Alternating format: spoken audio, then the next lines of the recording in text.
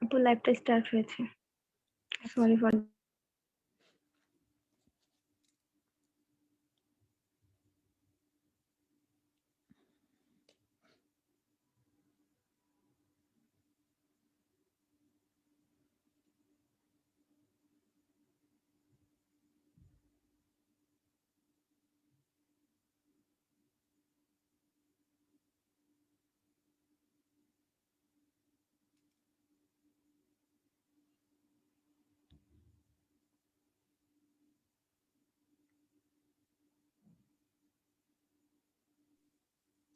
আসসালামু আলাইকুম সকলকে। আবারও স্বাগতম জানাচ্ছি এসএসসি 2021 শর্ট সিলেবাস ক্র্যাশ কোর্সের আজকের এই বায়োলজি লাইভ ক্লাসে। আমি আন্তরিকভাবে দুঃখিত, কিছু টেকনিক্যাল সমস্যার কারণে আমাদের লাইভটা শুরু হতে একটু দেরি হয়েছে। সকলের কাছে ক্ষমা চেয়ে নিচ্ছি। তাই অনেকেই হয়তো অপেক্ষা করে চলে গিয়েছেন, তাই আমরা সবাই সবার ফ্রেন্ডদেরকে কমেন্টে মেনশন দিই যাতে সবাই আমাদের সাথে লাইভটা করতে পারে।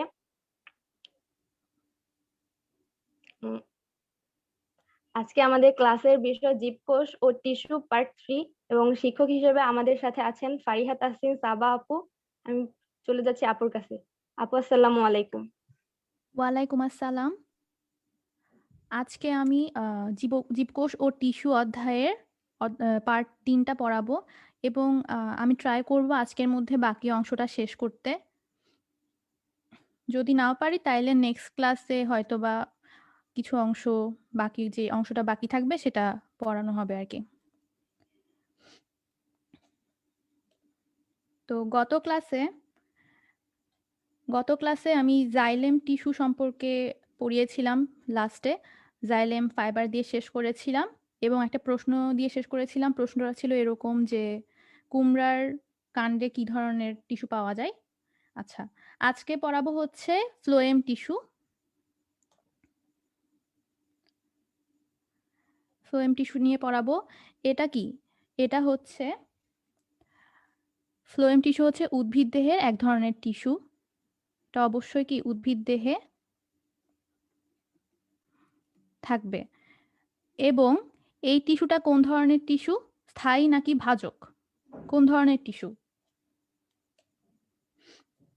দেখি কমেন্টে কেউ বলতে পারে কিনা যে ফ্লোয়েমটা স্থায়ী টিস্যু নাকি ভাজক টিস্যু।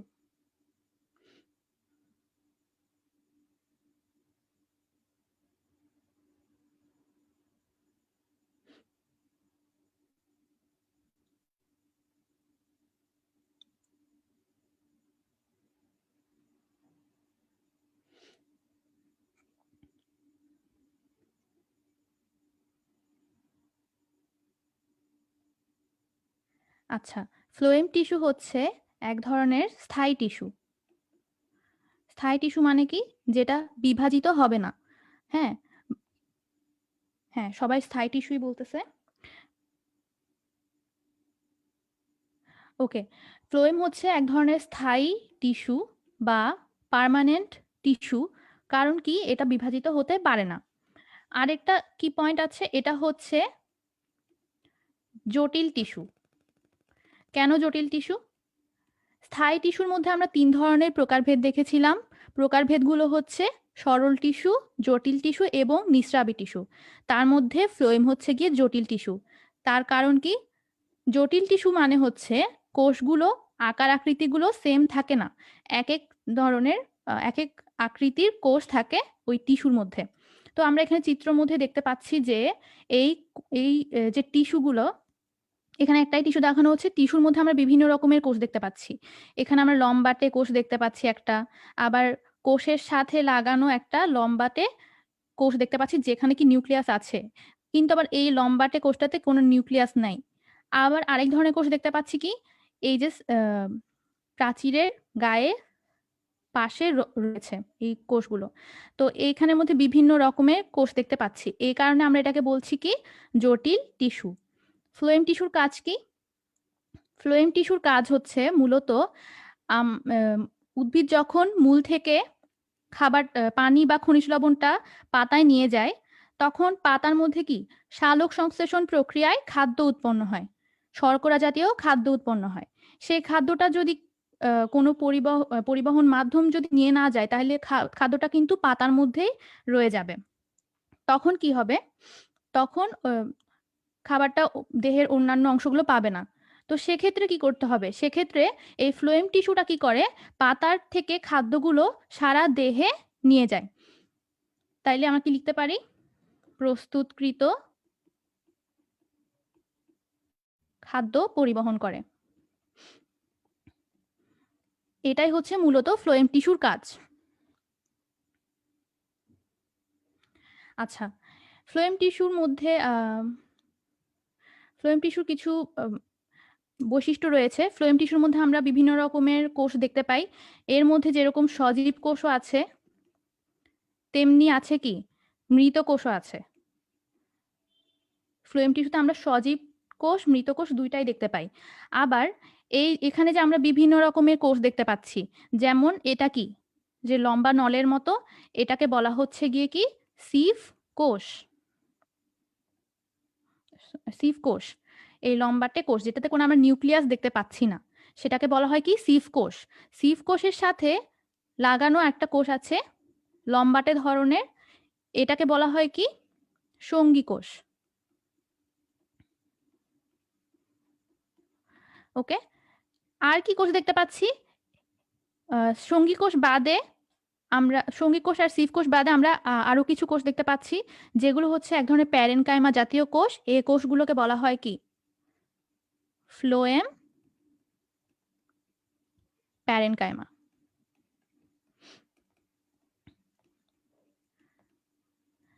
এছাড়াও এই ফ্লোয়েম টিস্যুর মধ্যে আরেক ধরনের কোষ থাকতে পারে, সেই কোষটাকে বলা হয় গিয়ে কি? ফ্লোয়েম ফাইবার, যেটা এই চিত্রের মধ্যে যদিও দেখা যাচ্ছে না। Phloem fibre. ফাইবারটা অনেক সূক্ষ্ম একটা তন্তুর জাতীয়, সেহেতু এই চিত্রের মাধ্যমে সেটা দেখানো পসিবল না। এখানে আমরা একটা লম্বা ধরনের চিত্র দেখতে পাচ্ছি, এটা হচ্ছে মূলত ফ্লোয়েমের লম্বচ্ছেদ এবং এটা হচ্ছে প্রস্থচ্ছেদ। লম্বচ্ছেদ প্রস্থচ্ছেদ তো আশা করি সবাই জানি। আচ্ছা, এখন এখানে যে সিভ কোষ আছে, সঙ্গী কোষ আছে, ফ্লোয়েম প্যারেনকাইমা আছে আর ফ্লোয়েম ফাইবার আছে, এর মধ্যে একটা হচ্ছে মৃত কোষ। কোনটা মৃত কোষ কেউ বলতে পারবে?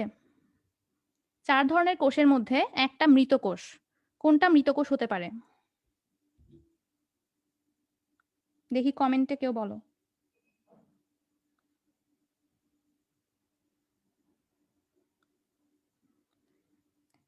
আচ্ছা, একজন প্রশ্ন করছে যে সিভ কোষে কি কখনো নিউক্লিয়াস দেখা যায় কিনা? সিভ কোষ হচ্ছে যখন প্রাথমিক অবস্থায় থাকে, প্রাথমিক অবস্থায় সিভ কোষে কিন্তু নিউক্লিয়াস থাকতে পারে, কিন্তু যখন সিভ কোষটা পরিণত অবস্থায় চলে যায়, পরিণত হওয়ার পর কিন্তু সেই নিউক্লিয়াসটা একসময় থাকে না। আচ্ছা, আমি প্রশ্ন করেছিলাম যে কোনটা মৃত কোষ। অনেকে বলতেছো সিভ কোষ, আবার অনেকে বলতেছো ফাইবার। না, সিভ কোষ কিন্তু মৃত না, সিভ কোষটা সজীব কোষ, জীবিত কোষ। এর মধ্যে ফ্লোয়েম ফাইবারটা হচ্ছে গিয়ে মৃত। এই ফাইবার ওয়ার্ডটা আমরা এর আগে কোন ক্লাসে পড়েছিলাম? ফাইবার ওয়ার্ডটা আমরা স্ক্লেরেনকাইমা টিস্যুতে পড়েছিলাম। কার কি মনে আছে? স্ক্লেরেনকাইমা টিস্যু, উদ্ভিদের সরল টিস্যুর মধ্যে যে প্যারেনকাইমা, কোলেনকাইমা, স্ক্লেরেনকাইমা রয়েছে, সেই স্ক্লেরেনকাইমা টিস্যুর মধ্যে দুইটা ক্লাসিফিকেশন আছে, একটা হচ্ছে ফাইবার এবং আরেকটা হচ্ছে স্ক্লেরাইড। স্ক্লেরেনকাইমা জাতীয় টিস্যুগুলো হচ্ছে মৃত প্রকৃতির হয়, কারণ তার মধ্যে কোনো প্রকার প্রোটোপ্লাজম থাকে না। যেহেতু ফ্লোয়েম ফাইবার এক ধরনের ফাইবার এবং এটা হচ্ছে স্ক্লেরেনকাইমা জাতীয় কোষ দিয়ে গঠিত, তো সেহেতু আমরা বলতে পারি কি এর মধ্যে ফ্লোয়েম ফাইবারটা মৃত এবং বাকি ৩টা যে কোষ আছে সবগুলোই সজীব অর্থাৎ জীবিত। এদের কোষগুলোর মধ্যে প্রোটোপ্লাজম থাকে। সিভ কোষে তোমাদের প্রশ্ন হতে পারে যে সিভ কোষে নিউক্লিয়াস নাই, সেই হিসেবে হয়তো তোমরা মৃত বলেছো, বাট সিভ কোষে কিন্তু প্রাথমিক অবস্থায় নিউক্লিয়াসটা থাকে এবং সিভ কোষে প্রোটোপ্লাজমও থাকে। তোমাদের বইও আছে যে সিভ কোষ হচ্ছে জীবিত কোষ, এটা মৃত না। আচ্ছা, তাইলে বুঝতে পারছি কি ফ্লোয়েমে ৪ ধরনের কোষ থাকে: সিভ কোষ, সঙ্গী কোষ, ফ্লোয়েম প্যারেনকাইমা, ফ্লোয়েম ফাইবার। তার মধ্যে সিভ কোষ, সঙ্গী কোষ, ফ্লোয়েম প্যারেনকাইমা হচ্ছে সজীব এবং ফ্লোয়েম ফাইবার হচ্ছে মৃত। এখানে আমরা প্রস্থচ্ছেদ দেখতে পাচ্ছি। এই প্রস্থচ্ছেদের এই পুরোটা অংশ হচ্ছে গিয়ে মূলত আমাদের সিভ কোষটা, সিভ কোষের প্রস্থচ্ছেদ। আর এই পাশে যে অংশটা দেখতে পাচ্ছি সাইডে, সেটা হচ্ছে গিয়ে সঙ্গী কোষ। আচ্ছা, আমি নেক্সট স্লাইডে চলে যাই। এটুক পর্যন্ত কারো প্রশ্ন আছে?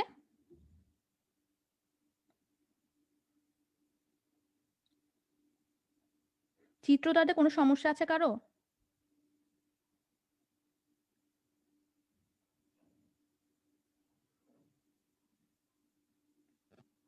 আচ্ছা, আমি নেক্সট স্লাইডে চলে যাই। আচ্ছা, ফ্লোয়েমের একটা ক্লাস মানে এক ধরনের কোষ আছে যেটা হচ্ছে সিভ কোষ, যেটা আমি আগের স্লাইডেও বলছি, তাও এখানে আমি একটু ডিটেইলসে পড়াই। সিভ কোষ হচ্ছে গিয়ে কি দীর্ঘ হয়, দীর্ঘ অর্থাৎ কি লম্বা। যেমন এখানে দেখো, এই যে আমি লাল রং দিয়ে পয়েন্ট করে দেখাচ্ছি, এই পুরোটাই কিন্তু একটা সিভ কোষ। সিভ কোষটা অনেক দীর্ঘ হয় এবং পাতলা কোষ প্রাচীর, এর প্রাচীর যেটা থাকে সেটা পাতলা থাকে। আর এই যে জীবিত, কারণ কি এর মধ্যে প্রোটোপ্লাজম থাকে, নিউক্লিয়াসটা পরিণত অবস্থায় থাকে না, যদিও থাকে না তাও এটা হচ্ছে কি জীবিত কোষ। আচ্ছা, আরেকটা পয়েন্ট হচ্ছে গিয়ে কি, আচ্ছা সিভ কোষের যে আচ্ছা প্রোটোপ্লাজম প্রাচীর ঘেঁষে থাকে। প্রোটোপ্লাজম প্রাচীর ঘেঁষে থাকে মানে কি, তোমার কোষের যে প্রোটোপ্লাজম মানে কি সাইটোপ্লাজম, নিউক্লিয়াস ইত্যাদি, যদিও নিউক্লিয়াসটা থাকে না, প্রোটোপ্লাজমের যে মেইন অংশটা সাইটোপ্লাজম, সাইটোপ্লাজমটা কিভাবে থাকে, প্রাচীরের ঘেঁষে থাকে। প্রাচীর ঘেঁষে থাকার ফলে কি হয়, মাঝখানে একটা খালি অংশের সৃষ্টি হয়। প্রাচীর ঘেঁষে থাকা ব্যাপারটা কি বুঝতে পারছো? ফ্লোয়েম প্যারেনকাইমাটা আমি পরবর্তীতে আরো আলোচনা করব। আচ্ছা, এখানে দেখো এই যে আমি লাল রং করে দিয়েছি, এটা হচ্ছে সিভ কোষ। সিভ কোষের প্রোটোপ্লাজম বলতে মূলত আমরা সাইটোপ্লাজমটাকেই ধরে নেব, কারণ এখানে কোনো নিউক্লিয়াস থাকে না। তো প্রোটোপ্লাজমে যে অর্থাৎ সাইটোপ্লাজমটা কি হয়, কোষের মধ্যে প্রাচীর ঘেঁষে থাকে, মানে এর যে চারিদিকের প্রাচীর, এই প্রাচীর ঘেঁষে থাকে সাইটোপ্লাজমটা, যেটা আমি রেড দিয়ে বোঝানোর চেষ্টা করতেছি। এর ফলে কি হয়, মাঝখানে একটা খালি অংশের সৃষ্টি হয়। এই খালি অংশটাই মূলত কি করে, পরিবহনে সহায়তা করে। লম্বা নালীর মতো গঠনের সৃষ্টি করছে না এটা, এই নালীর মধ্য দিয়েই কি খাদ্যটা সারা দেহে পরিবাহিত হয়। আর এটার প্রাচীর কি হয়, লিগনিন যুক্ত হয়। যেহেতু লিগনিন যুক্ত, তাহলে বলতে পারি কি সিভ কোষের আরেকটা কাজ হচ্ছে দৃঢ়তা প্রদান করা। লিগনিন থাকলেই ধরে নিতে হবে যে সেটা দৃঢ়তা প্রদানেই কাজ করে। আচ্ছা, আরেকটা পয়েন্ট কি, নিউক্লিয়াস থাকে না, কোনো নিউক্লিয়াস থাকে না, এটা আমরা আগেও পড়ছি। আচ্ছা, আরেকটা কোষ আছে যেটাতে কোনো নিউক্লিয়াস থাকে না, কোষটার নাম কি কেউ বলতে পারবে? সেটা আমরা প্রথম ক্লাসে সম্ভবত পড়ছিলাম যে দুই ধরনের কোষে নিউক্লিয়াস থাকে না, একটা সিভ কোষ এবং আরেকটা কি ছিল, কেউ বলতে পারবে? কমেন্টে জানাও।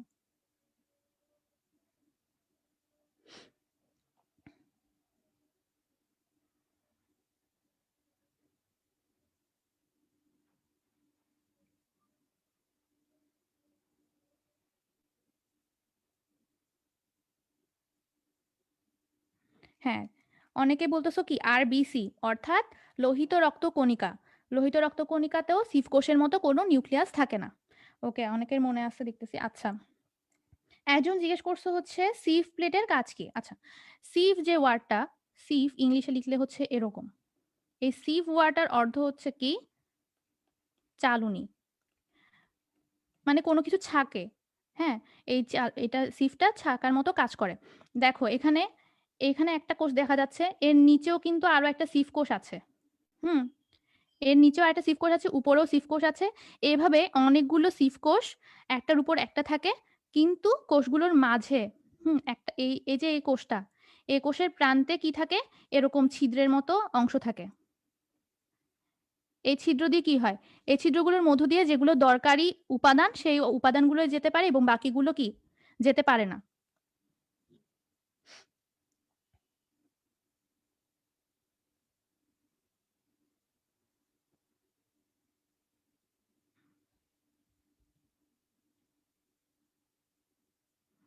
আচ্ছা,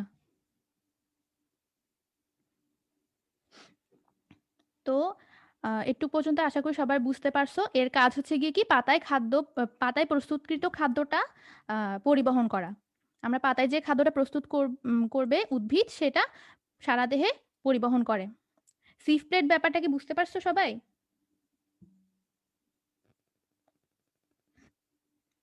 এই যে এখানে একটা কোষ আছে, এই মাঝে একটা কোষ, নিচেও আরেকটা কোষ, এভাবে অনেক লম্বা সারির মতো হতে থাকে। এর মাঝখানে কি থাকে? এই যে ছিদ্রের মতো থাকে, এগুলোকে বলা হয় সিভ প্লেট। এই একটার পর একটা সিভ কোষ সারি সারি হয়ে লম্বালম্বিভাবে সারিভাবে সাজানো থাকে। এর ফলে কি গঠিত হয়? সিভ নল গঠিত হয়। একটা নলের মতো অংশ গঠিত হয়, যেটাকে বলা হয় কি? সিভ নল। আচ্ছা, আমি নেক্সট স্লাইডে চলে যাই তাইলে। যেটা কি আচ্ছা, এখানে আরেকটা জিনিস আছে, চালুনির মতো যে ছিদ্রটা, সেটা বোঝানোর জন্য এই চিত্রটা দেখলে বুঝতে পারবে যে মাঝখানে কিরকম ছিদ্র যুক্ত থাকে। এই যে এখানে একটা কোষ, এখানে আরেকটা কোষ, নিচে আরেকটা কোষ। তো এই কোষগুলো কি মাঝখানে ছিদ্র থাকে, যেগুলোর মধ্য দিয়ে কি খাদ্যগুলো কি পরিবাহিত হতে পারে। আচ্ছা, ফ্লোয়েমের আরেকটা কোষ হচ্ছে গিয়ে কি সঙ্গী কোষ, যেটা কি তোমার সিভ কোষের সঙ্গী হিসেবে থাকে। সঙ্গী ওয়ার্ডটা থেকে বুঝতে পারতেছি কি এটা কোনো কিছুর একটা সঙ্গী হিসেবে থাকে। সিভ কোষের সঙ্গী হিসেবে থাকে হচ্ছে সঙ্গী কোষ। এই সঙ্গী কোষটা কি? প্যারেনকাইমা জাতীয় কোষ। ওকে, প্যারেনকাইমা জাতীয় কোষ। প্যারেনকাইমার বৈশিষ্ট্যগুলো আমি বলছিলাম মনে রাখতে ভালো করে, কারণ কি এই যে এগুলোর মধ্যে অনেক প্যারেনকাইমার বৈশিষ্ট্যটা জানতে হবে। প্যারেনকাইমার বৈশিষ্ট্যগুলো কি কি ছিল? প্যারেনকাইমার বৈশিষ্ট্য ছিল হচ্ছে প্রাচীরটা পাতলা ছিল। এরপর কি ছিল? প্রোটোপ্লাজম পূর্ণ ছিল, অর্থাৎ কি জীবিত ছিল কোষগুলো। এগুলো হচ্ছে গিয়ে কি মেইন পয়েন্ট। আর কি কোষ প্রাচীর সেলুলোজ নির্মিত ছিল, যার কারণে কি প্রাচীর পাতলা। আচ্ছা, তাহলে প্যারেনকাইমা জাতীয় কোষ এটা বুঝতে পারলাম। এবং কি নিউক্লিয়াসটা বড় থাকে। এটা অনেক ইম্পর্টেন্ট পয়েন্ট যে নিউক্লিয়াসটা কেন বড় থাকে। দেখো, সিভ কোষে কিন্তু পরিণত অবস্থায় কোনো নিউক্লিয়াসটা থাকে না, কিন্তু সিভ কোষের মধ্যেও তো অনেক রকমের বিপাক ক্রিয়া চলতে থাকে, যেটার কাজটা কি নিউক্লিয়াসের পরিচালনা করতেই হয়। কিন্তু যেহেতু নিউক্লিয়াস নেই, তাইলে সেটা কে করবে? সেই কাজটা করে হচ্ছে মূলত সঙ্গী কোষের যে বড় নিউক্লিয়াসটা আছে সেটা। সঙ্গী কোষে যদি ছোট নিউক্লিয়াস থাকতো, তখন কি হতো? সেই ছোট নিউক্লিয়াসটা সঙ্গী কোষের যে বিপাক্রিয়া আছে সেটা করে কুল পাইতো না। তখন কি সিভ কোষের কাজটা আর সংগঠিত করতে পারতো না। সিভ কোষে যেই বিভিন্ন রকম বিপাক্রিয়া চলতে থাকে, সেগুলোর পরিচালনা করার জন্য কি নিউক্লিয়াসের প্রয়োজনীয়তা দেখা দেয়। তো সেই নিউক্লিয়াসটার কাজকে করে মূলত সঙ্গী কোষের বড় নিউক্লিয়াসটা। নিউক্লিয়াসটা বড় হওয়ার কারণ কি বুঝতে পারছি? তো এই ক্ষেত্রে একটা অনুধাবনমূলক প্রশ্ন আসতে পারে কি সঙ্গী কোষের নিউক্লিয়াস আকারে বড় হয় কেন? সেটার আনসার হবে কি? সেটার আনসার হবে সিভ কোষের বিভিন্ন বিপাক্রিয়া পরিচালনা করার জন্য। আচ্ছা, পাতলা প্রাচীরযুক্ত, যেহেতু প্যারেনকাইমা কোষ পাতলা প্রাচীরযুক্তই হবে। এবং কি ফার্ন ও ব্যাক্তবীজী উদ্ভিদে থাকে না। ফার্ন ও ব্যাক্তবীজী উদ্ভিদে থাকে না। ফার্ন হচ্ছে গিয়ে কি টেরিডোফাইট বর্গের একটা উদ্ভিদ। আর ব্যাক্তবীজী বলতে কি বুঝায়? ব্যাক্তবীজী হচ্ছে গিয়ে কি মূলত নগ্নবীজী উদ্ভিদগুলো। নগ্নবীজী লেখাগুলো, আচ্ছা দাঁড়াও,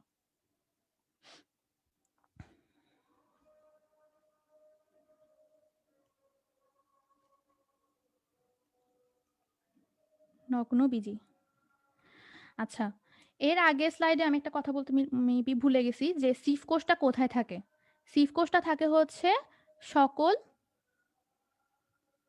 গুপ্তবীজী উদ্ভিদে।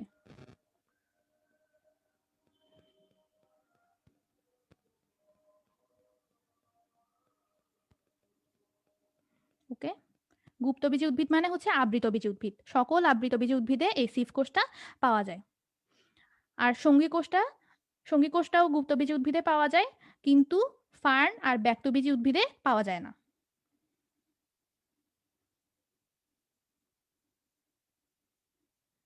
আর এটার মেইন কাজ কি? সঙ্গী কোষের কাজ হচ্ছে সিভ কোষকে সহায়তা করা।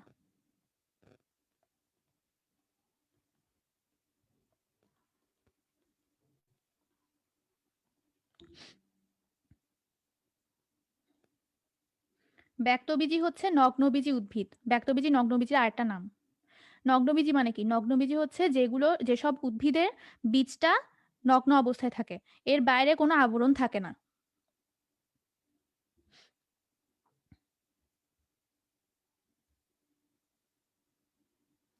আচ্ছা, নেক্সট স্লাইডে চলে যায় তাইলে। তাইলে ফ্লোয়েমের মধ্যে আরো এক ধরনের কোষ থাকে, যেটা হচ্ছে গিয়ে কি ফ্লোয়েম প্যারেনকাইমা। তোমার ফ্লোয়েম টিস্যুতে সঙ্গী কোষও কিন্তু এক ধরনের প্যারেনকাইমা জাতীয় কোষ। সঙ্গী কোষ বাদে অন্য যে সকল প্যারেনকাইমা কোষ থাকে সেগুলো হচ্ছে গিয়ে কি ফ্লোয়েম প্যারেনকাইমা। ফ্লোয়েম প্যারেনকাইমার বৈশিষ্ট্যগুলো কি কি? অ্যাজ ইউজুয়াল প্যারেনকাইমার বৈশিষ্ট্যগুলোই পাতলা প্রাচীর হবে,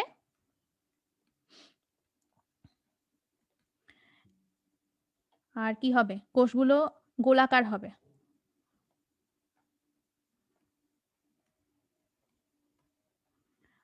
আর কি আন্তঃকোষীয় ফাঁকা স্থান থাকবে।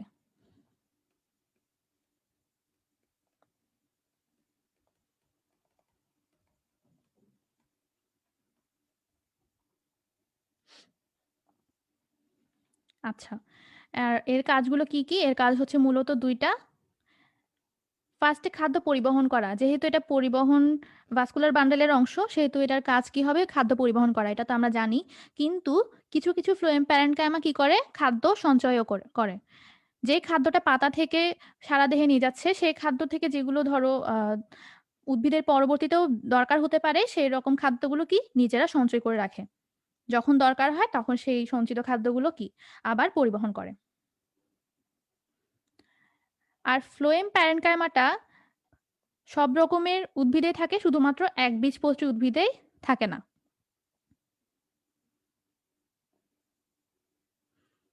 শুধু এটা মনে রাখলেই হবে যে একবীজপত্রী উদ্ভিদে ফ্লোয়েম প্যারেনকাইমা থাকে না। তো যদি প্রশ্ন আসে যে কোথায় থাকে, তো ধরো বহুপদী সমাপ্তি সূচকে দিয়ে দিল যে 1 নম্বরে দিল ফার্ন, 1 নম্বরে দিল ফার্ন, 2 নম্বরে দিল একবীজপত্রী উদ্ভিদ, আর 3 নম্বরে দিল দ্বিবীজপত্রী উদ্ভিদ। সেক্ষেত্রে আনসার হবে গিয়ে কি 1 আর 3। ঠিক আছে? আচ্ছা, দেখি কারো কোনো প্রশ্ন আসছে নাকি, দেখো বলো।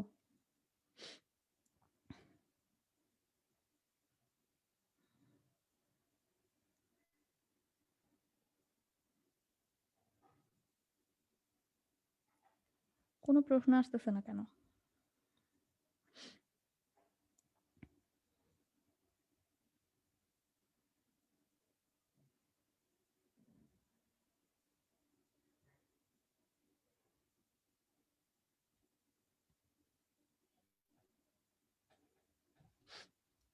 কোনো কমেন্টই আসতেছে না। আচ্ছা আচ্ছা, একজন জিজ্ঞেস করতেছে ফার্ন মানে কি? ফার্ন হচ্ছে আমাদের উদ্ভিদগুলোর হচ্ছে অনেকগুলো স্টেপ থাকে, যেমন কি অধ্যায় 1 এ আমরা পড়েছিলাম জগৎ থাকে, পর্ব, শ্রেণী, তারপর বর্গ, গোত্র, গণ আর প্রজাতি। এই ফার্নটা হচ্ছে গিয়ে কি টেরিডোফাইট বর্গের একটা উদ্ভিদ। টেরিডোফাইট বর্গের একটা উদ্ভিদের উদাহরণ হচ্ছে ফার্ন। বেশি ডিটেলসে জানতে চাইলে গুগল করতে পারো। দ্বিবীজপত্রী কি? যেটা বীজপত্র দুইটা থাকে। একটা বীজ যখন বীজের থেকে পত্র বের হয়, তখন যদি দুইটা পত্র বের হয় তখন সেটাকে বলে কি দ্বিবীজপত্রী, আর একটা পত্র থাকলে সেটা একবীজপত্রী। আচ্ছা, নেক্সট স্লাইডে চলে যায় তাইলে। এটা হচ্ছে কি ফ্লোয়েমের শেষ যে অংশটা, সেটা হচ্ছে ফ্লোয়েম ফাইবার। এই ফাইবার ওয়ার্ডটা আমরা আগেও পড়ছিলাম, সেটা হচ্ছে কোথায়? স্ক্লেরেনকাইমা টিস্যুতে। স্ক্লেরেনকাইমা টিস্যু অনেক শক্ত ধরনের হয় এবং এটা লিগনিনযুক্ত ছিল, সেহেতু ফ্লোয়েম ফাইবারও কি শক্ত ধরনের হয় এবং এটাও লিগনিনযুক্ত থাকে। ফাইবার গুলো কি লম্বাটে হয়, অর্থাৎ কি এরকম ধরনের হয় ফ্লোয়েম ফাইবারগুলো। ওকে, এরকম লম্বাটে ধরনের হয় এবং কি কোষের মধ্যে কূপ থাকে। কোষের মধ্যে যে কূপ থাকে, আর এই ফ্লোয়েম ফাইবারগুলো কি অবশ্যই আঁশ জাতীয় হবে এবং এর প্রাচীরটা কি পাতলা হয়। ওকে, এর উদাহরণ হচ্ছে গিয়ে কি পাটের যে আঁশটা থাকে সেটাই হচ্ছে গিয়ে কি ফ্লোয়েম ফাইবার। ফ্লোয়েম ফাইবারের আরেকটা নাম কি? ফ্লোয়েম ফাইবারের আরেকটা নাম হচ্ছে বাস্ট ফাইবার। ওকে, আচ্ছা, কোষ প্রাচীরে কূপ থাকে বলছি, এই যে কোষ প্রাচীরে কূপ থাকে, এই কূপের মাধ্যমে কি বিভিন্ন রকমের পরিবহন ঘটে থাকে। যেহেতু এটা ফ্লোয়েমের অংশ সেহেতু এটার কাজ কি খাদ্য পরিবহন করা, অনেক সময় সঞ্চয় করতে পারে। আর এটা মূলত দ্বিবীজপত্রী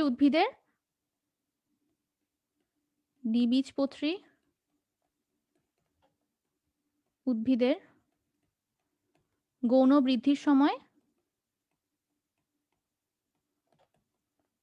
সৃষ্টি হয়। এই যে ফ্লোয়েম ফাইবারটা সেটা সরি আচ্ছা, দ্বিবীজপত্রী উদ্ভিদের গৌণ বৃদ্ধির সময় এই ফ্লোয়েম ফাইবারটা সৃষ্টি হয়। তাহলে ফাইনালি আমরা ফ্লোয়েমের কাজ কি কি বলতে পারি?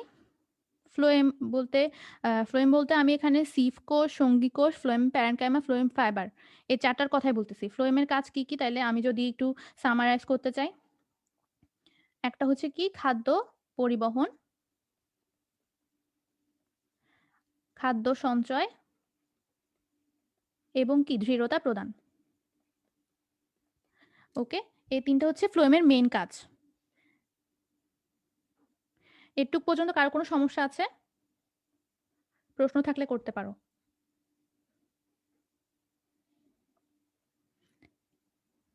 এটাও কি দৃঢ়তা প্রদান করবে? না, এটাতে কোনো লিগনিন থাকে না। ও, ফ্লোয়েম ফাইবার, হ্যাঁ ফ্লোয়েম ফাইবার তো লিগনিন থাকে সেহেতু এটা দৃঢ়তা প্রদান করবে। যেহেতু এটাতে কি এটা স্ক্লেরেনকাইমা জাতীয় না, স্ক্লেরেনকাইমা জাতীয় কোষে কি থাকে? লিগনিন থাকে। লিগনিন থাকলে সেটা কাজ কি দৃঢ়তা প্রদান করা।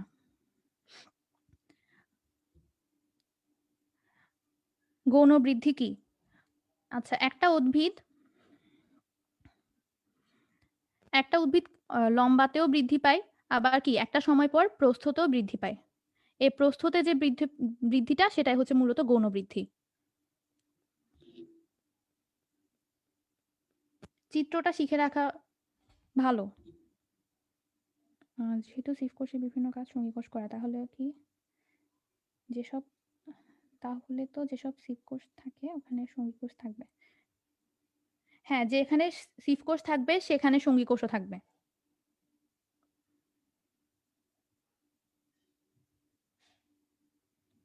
হ্যাঁ, আঁকাটা শিখা থাকলে তোমরা পরীক্ষায় আঁকতে পারবে। পরীক্ষায় আঁকলে তো টিচাররা বেশি নাম্বার দেখতো।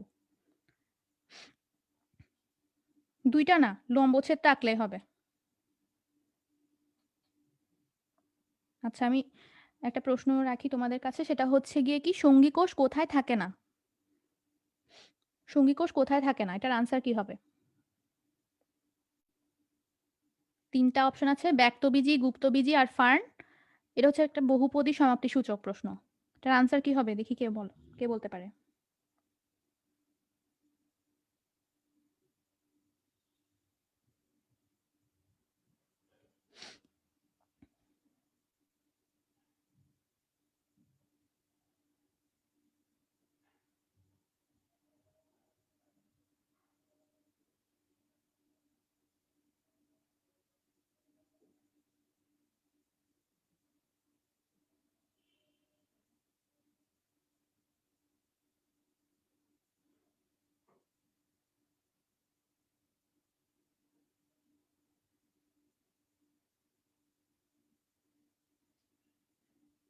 আচ্ছা, সবাই আনসার করতেছে এ, আবার অনেকে বিও বলতেছে, আবার সিও বলতেছে। এটা সঠিক উত্তর হচ্ছে এ। কারণ কি সঙ্গী কোষ কোথায় থাকে না আমরা বলছিলাম, নগ্নবীজী আর ফার্নে থাকে না। নগ্নবীজী বলতে হচ্ছে কি ব্যক্তবীজী। তোমাদের এখানে অপশন এরকমও থাকতে পারতো, নগ্নবীজী, আবৃতবীজী, ফার্ন। সেক্ষেত্রে কি হতো 1 ও 3 হইতো।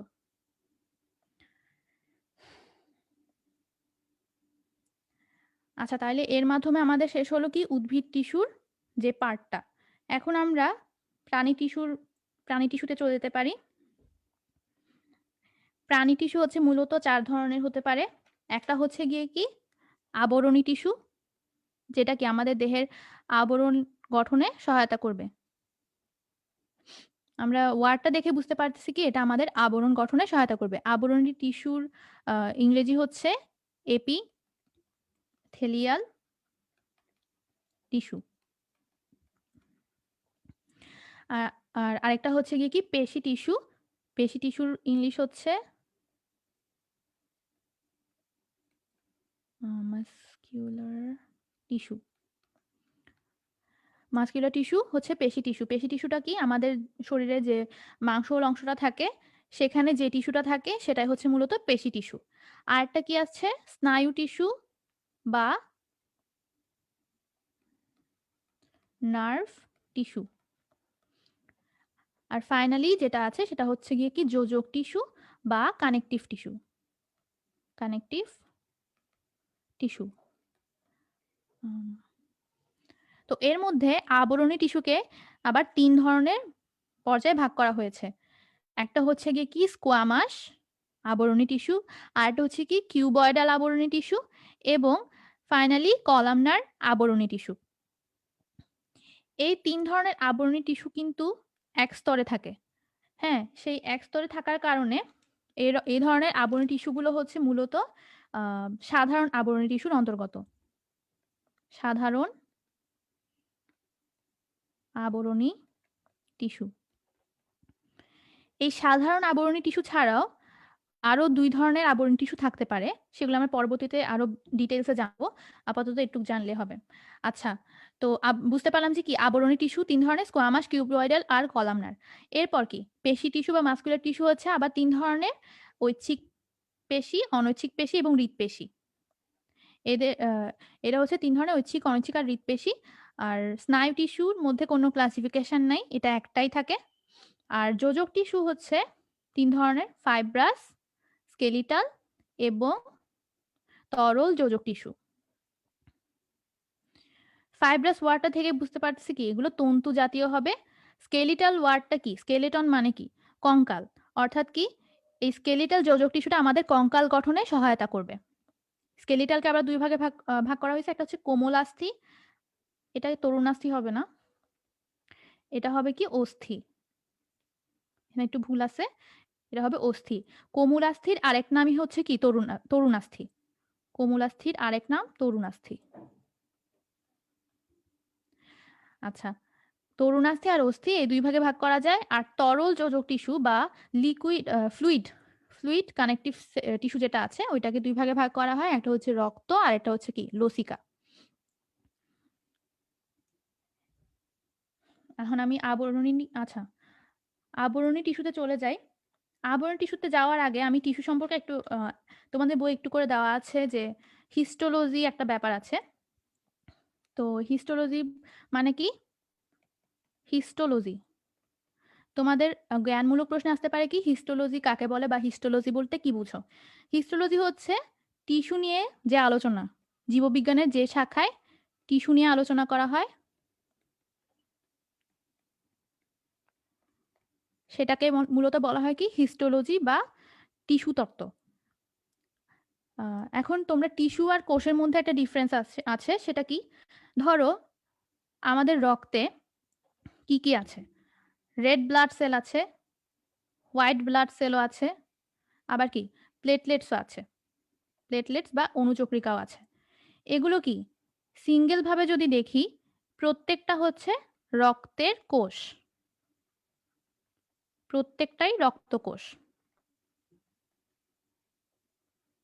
ওকে, কিন্তু যখন সবগুলোকে আমরা একসাথে বলতে চাই তখন সেগুলোকে একসাথে কি বলা হয়?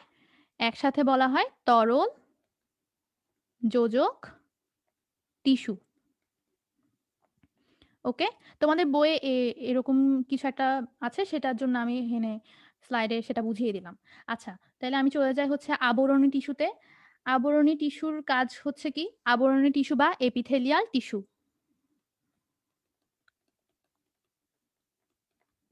এপিথেলিয়াল টিস্যু কাজ কি? অঙ্গকে আবৃত করে রাখা। যেহেতু আবরণী টিস্যু ওয়ার্ডটা থেকে বুঝতে পারছি কি সেটা আবৃত করে রাখবে অঙ্গকে। এরপর কি বাইরের আঘাত থেকে রক্ষা করা। এই আবরণী টিস্যুটা থাকার কারণে আমাদের স্কিনের নিচের যে অংশটা যেটা হচ্ছে পেশি সেটাকে বাইরের আঘাত থেকে রক্ষা করে। এছাড়াও বিভিন্ন পদার্থ ক্ষরণ করে, যেমন কি ঘর্ম গ্রন্থি থাকে আমাদের আবরণ টিস্যুতে, সেখান থেকে কি ঘাম নিঃসরণ হয়। ওকে, এরপর কি বিভিন্ন পদার্থ শোষণ করে। ওকে, শোষণে সহায়তা করে। এছাড়াও কি সুনির্দিষ্ট পদার্থ পরিবহনেও সহায়তা করে। এই ৫টা কাজ হচ্ছে মূলত আবরণী টিস্যুর কাজ। এই ৫টা টার্মই মনে রাখতে হবে। একটা কি আবৃত করে রাখা, আঘাত থেকে রক্ষা করা, ক্ষরণ, শোষণ, পরিবহন। ৩টা কিওয়ার্ড মনে রাখতে পারলে তোমরা পরীক্ষাতেও ৫টা কাজই লিখতে পারবে। আচ্ছা, তো আমরা কি পড়ছিলাম যে আবরণী টিস্যুকে মূলত ৩টা ভাগে ভাগ করা হয় কিসের ভিত্তিতে? অবস্থান ও কাজের প্রকৃতি ভেদে। স্কোয়ামাস আবরণী টিস্যু হচ্ছে গিয়ে কি প্রথম প্রকারভেদটা।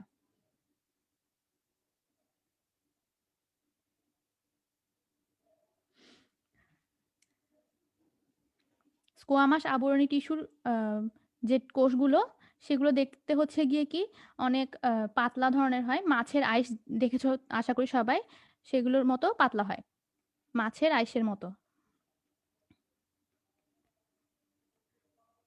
মূলত মাছের আইসের মতো হওয়ার কারণে কিন্তু এই আবরণী টিস্যুর নামটা হচ্ছে এরকম, স্কোয়ামাস আবরণী টিস্যু। এর কোষগুলো হচ্ছে গিয়ে কি কোষগুলো প্রাচীরগুলো পাতলা ধরনের এবং কোষগুলো পাতলা ধরনের। কোষগুলো পাতলা ধরনের আর কি এগুলো হচ্ছে একটা স্তরে বিন্যস্ত। একটা স্তরে, এর উপর কিন্তু আরো কোনো স্তর নাই, একটা স্তরেই থাকে, একস্তরী। আর আইসের মতো তো বললাম। আর এই কোষের নিউক্লিয়াসগুলো একটু অপেক্ষাকৃত বড় হয়। এই যে এটা হচ্ছে গিয়ে কি আমরা যদি সামনাসামনি কোনো আহ, প্রস্থচ্ছেদ বা না লম্বচ্ছেদ দেখি তাহলে সেক্ষেত্রে এটা এরকম দেখতে হবে, আর যদি একটু উপর থেকে দেখি সেক্ষেত্রে চিত্রটা হচ্ছে এরকম হবে। এর কাজ হচ্ছে মূলত দুইটা কাজ। যেহেতু আবরণী টিস্যু সেহেতু কাজ, একটা কাজ কি আবরণ দেওয়া, আর আরেকটা কাজ হচ্ছে ছাকন। আচ্ছা, আমাদের শরীরে যে ছাকনের কাজ, ছাকনের কাজটা আমরা কিডনি বা বৃক্কতে দেখতে পাই। আচ্ছা, এখানে আমরা একটা চিত্র দেখতে পাচ্ছি। এটা কি কিডনির একটা অংশ, কিডনির একটা গুরুত্বপূর্ণ অংশ, যেখানে কি এই যে ভেতরের এই অংশটাকে বলা হচ্ছে, যেটা আমি রেড মার্ক দিয়ে বোঝানোর চেষ্টা করতেছি, সেটা হচ্ছে গিয়ে কি মূলত বোমেন্স ক্যাপসুল প্রাচীর। Bowman's capsule. এই বোমেন্স ক্যাপসুলে কি হয়? ছাকনের কাজটা হয়। তো আমরা কি বলতে পারি? এই স্কোয়ামাস আবরণী টিস্যুটা কোথায় থাকে?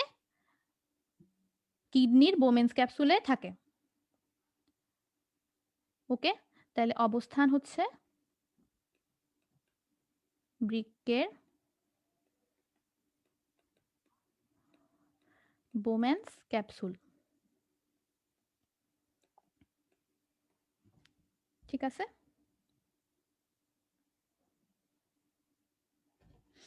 আর কোনো প্রশ্ন আছে এই স্লাইডে? আইস আকার কি? তোমরা আইস ওয়ার্ডটা বুঝো না? আইস হচ্ছে গিয়ে কি মাছের আইসটা কল্পনা করলে তো বোঝা যায় যে কি আইসটা কিরকম দেখতে হবে। আইসটা অনেক পাতলা হয় এবং কি ট্রান্সপারেন্ট ধরনের হয়। ওরকম ধরনের আবরণী টিস্যুটা হচ্ছে গিয়ে কি স্কোয়ামাস আবরণী টিস্যু। আচ্ছা, আমি তাহলে নেক্সট স্লাইডে চলে যাই। স্কোয়ামাস আবরণী টিস্যুর পরের প্রকারভেদটা কি? কিউবয়েডাল আবরণী টিস্যু। কিউবয়েডাল আবরণী টিস্যু, কিউব ওয়ার্ডটা থেকে আমরা কি বুঝতে পারতেছি? কিউব কাকে বলে? কিউবের বাংলা হচ্ছে ঘনক। ঘনক মানে কি? যেটার দৈর্ঘ্য, প্রস্থ আর উচ্চতা সবগুলো সমান হয়। তো আমরা এখানে যে চিত্রটা আছে সেটা দেখে বুঝতে পারছি।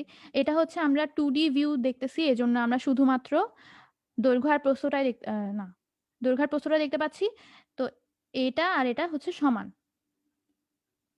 এদিক থেকে বর্গের মতো লাগছে, কিন্তু যদি আমরা একটু 3D ভিউতে দেখতে চাই তখন কি এর দৈর্ঘ্য, প্রস্থ, উচ্চতা কি সমান, কিউবের মতো।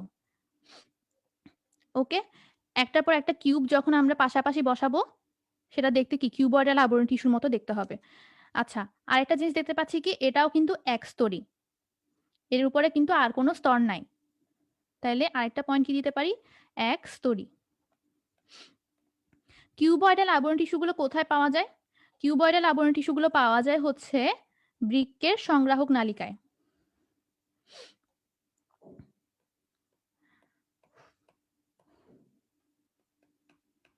আচ্ছা, বৃক্কের সংগ্রাহক নালিকায় পাওয়া যায়। এই যে এটা হচ্ছে গিয়ে কি একটা নেফ্রন, পুরোটা হচ্ছে একটা নেফ্রন। নেফ্রনের এই অংশটাতে কি পাওয়া যায় বলছিলাম এর আগের স্লাইডে? নেফ্রনের এই অংশটাতে পাওয়া যায় হচ্ছে স্কোয়ামাস আবরণী টিস্যু। আর বৃক্কের যে এই অংশটাকে কি বলা হয়? সংগ্রাহী নালিকা বা কালেক্টিং ডাক্ট। এটা হচ্ছে গিয়ে কি সংগ্রাহী নালিকা, যেটাকে ইংলিশে বলা হয় কালেক্টিং ডাক্ট। এই সংগ্রাহী নালিকাতে কিউবয়েডাল আবরণী টিস্যু পাওয়া যায়। ওকে, এই সংগ্রাহী নালিকায় তোমরা যদি রেচন চ্যাপ্টারটা পড়ে থাকো, তোমরা জানবে যে এই সংগ্রাহী নালিকায় কিন্তু বিভিন্ন রকম খনিজের শোষণ ঘটে। তো শোষণ ঘটে যেহেতু, আর যেহেতু এইখানের মধ্যে কি কিউবয়েডাল আবরণী টিস্যু পাওয়া যায়, তাইলে আমরা বলতে পারি কি কিউবয়েডাল আবরণী টিস্যুর একটা কাজ হচ্ছে শোষণ করা। আর যেহেতু এটা আবরণী টিস্যু, সেহেতু আমরা বলতেই পারি যে এটার আরেকটা কাজ আবরণ। এই যে সংগ্রাহী নালিকার আবরণ হিসেবে কাজ করে। আবার এখানের মধ্যে যে কোষগুলো থাকে সেই কোষগুলো শোষণেও সহায়তা করে। সেহেতু এই কিউবয়েডাল আবরণী টিস্যুর আরেকটা কাজ হচ্ছে শোষণ করা। এই দুইটাই হচ্ছে মেইন কাজ।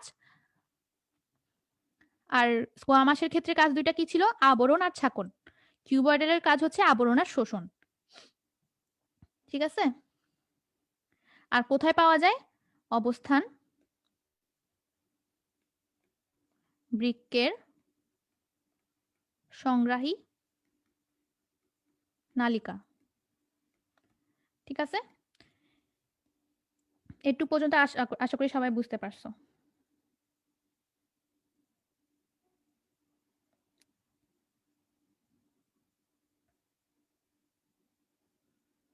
পরিশোষণ মানে শোষণ, একই কথা।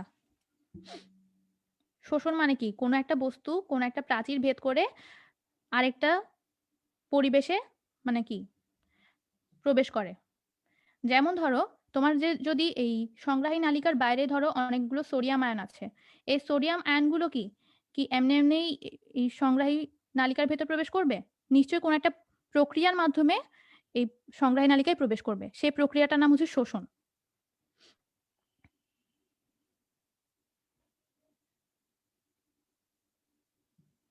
আচ্ছা, তাহলে আমি আরেকটা যে ক্লাসিফিকেশন আছে সেটাতে চলে যাই। আরেকটা হচ্ছে গিয়ে কি কলামনার আবরণী টিস্যু। কলামনার বলতে কি বোঝায়? কলাম শব্দটা আমরা শুনেছি, কলাম লম্বালম্বি ভাবে যদি এরকম অনেকগুলো সারি সারি ভাবে থাকে সেগুলোকে কলাম বলা হয়। কলামগুলো কি দীর্ঘ হয় না? কলামগুলো অনেক দীর্ঘ হয় কিন্তু সরু হয়। তাহলে আমরা বলতে পারি কি কলামনার আবরণী টিস্যুর গুলো লম্বা ও সরু। এই চিত্র দেখে বুঝতে পারবো। দেখো অনেকগুলো কোষ এভাবে লম্বালম্বি ভাবে সারি সারি ভাবে সাজানো আছে এবং কোষগুলো কি লম্বা এবং সরু। আর দেখতে কি স্তম্ভের মতো, স্তম্ভ মানে হচ্ছে কি কলাম, স্তম্ভের মতো। আর আরেকটা পয়েন্ট কি, এগুলো কোথায় পাওয়া যায়? এগুলো মূলত পাওয়া যায় প্রাণীর অন্ত্রে। অবস্থান হচ্ছে প্রাণীর অন্ত্র। অন্ত্র জিনিসটা কি? আমাদের দেহে দুই ধরনের অন্ত্র আছে, একটা হচ্ছে ক্ষুদ্রান্ত্র, আরেকটা হচ্ছে বৃহদান্ত্র। হ্যাঁ, তো এই ক্ষুদ্রান্ত্র বৃহদান্ত্রের যে প্রাচীরটা, ওই প্রাচীরের মধ্যে কলামনার আবরণী টিস্যুটা থাকে। তোমরা যদি ডাইজেশনের একটা চ্যাপ্টার আছে সেটা যদি পড়ে থাকো, সেখানে জানতে পারবে যে ক্ষুদ্রান্ত্র আর বৃহদান্ত্রের মধ্যে কি বিভিন্ন রকমের শোষণ ঘটে। তাহলে আমরা কি বলতে পারি? এই কলামনার আবরণী টিস্যুর কাজ হচ্ছে, একটা কাজ হচ্ছে শোষণ। এছাড়াও যেহেতু আবরণী টিস্যু কি ভেতরের যে অংশগুলো আছে সেগুলোকে আবৃত করে রাখে। হ্যাঁ, আবৃত করে রাখে এবং রক্ষাও করে, বাইরের যে কোনো আঘাত থেকে রক্ষা করে। তাইলে আবরণের কাজ করে, আরেকটা কি কাজ করে? রক্ষা করে, বাইরের আঘাত থেকে রক্ষা করে বা হ্যাঁ। আর আরেকটা কি আছে? আমাদের ক্ষুদ্রান্ত্র বৃহদান্ত্র থেকে বিভিন্ন রকম এনজাইম কি ক্ষরিত হয় না? তো ওই ক্ষরণটা কোত্থেকে হয়? মূলত ক্ষুদ্রান্ত্র বৃহদান্ত্রে যে কোষগুলো আছে, সেই কোষগুলো থেকেই তো ক্ষরণটা ঘটে। তো ওই কোষগুলো মিলেই কি কলামনার আবরণী টিস্যু গঠন করে। টিস্যুটা কি? অনেকগুলো কোষের সমষ্টি না? তো ক্ষুদ্রান্ত্র বৃহদান্ত্রে যে কোষগুলো ক্ষরণ করে, সেই কোষগুলো হচ্ছে মূলত কলামনার আবরণী টিস্যুর অন্তর্গত। সেহেতু আমরা বলতে পারি এরা ক্ষরণেও কাজ করে। তো এই ৪ টা হচ্ছে মূলত কলামনার আবরণী টিস্যুর কাজ। তাইলে কি কলামনার আবরণী টিস্যু লম্বা সরু হয়, স্তম্ভের মতো হয়। অবস্থান হচ্ছে প্রাণীর অন্ত্রে। অন্ত্র মানে কি? ক্ষুদ্রান্ত্র আর বৃহদান্ত্র। আর কাজ কি? শোষণ, আবরণ, রক্ষণ আর ক্ষরণ। কারো কোনো প্রশ্ন আছে?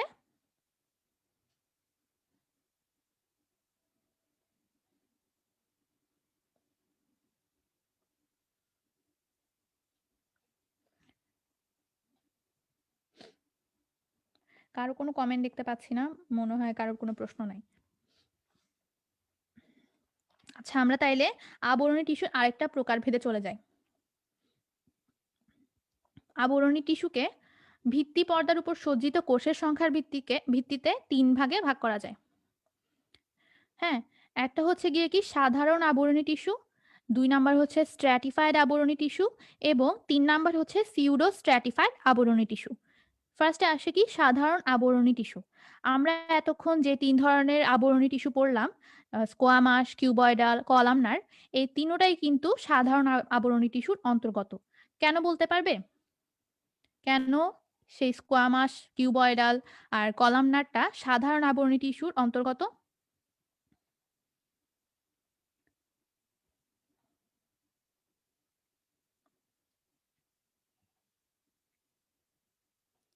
আচ্ছা, অনেকে প্রশ্ন করছে ক্ষরণ কি?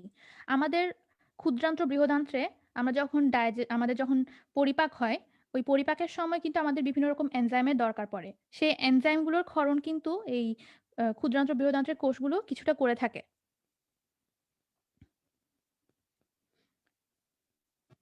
বিভিন্ন রকমের পদার্থ নিঃসরণ করা। এটাই হচ্ছে ক্ষরণ। হ্যাঁ, এক স্তরের জন্য। হ্যাঁ, মূলত যেহেতু আমরা পড়ছি কি আ সা স্কোয়ামাস, কিউবয়েডাল আর কলামনার তিনোটাই কি এক স্তরে সজ্জিত। আর সাধারণ আবরণী টিস্যুও কিন্তু এক স্তরে সজ্জিত। সেহেতু আমরা বলতে পারি ওই যে ৩ টা আমরা বললাম ওগুলো কি সাধারণ আবরণী টিস্যুর অন্তর্গত। তো এটার মেইন পয়েন্ট হচ্ছে এক স্তরে সজ্জিত। এক স্তর হওয়ার কারণে এটা সাধারণ আবরণী টিস্যু। এরা কোথায় থাকে? এই যে আমরা পড়লাম স্কোয়ামাস, কিউবয়েডাল, কলামনার, এগুলো যেখানে থাকে সাধারণ আবরণী টিস্যুও সেখানেই থাকে। ফার্স্টে স্কোয়ামাস বলছিলাম। স্কোয়ামাস কোথায় থাকে? আচ্ছা, অবস্থান। স্কোয়ামাস কোথায় থাকে পড়ছিলাম? বৃক্কের বোমেন্স ক্যাপসুলে।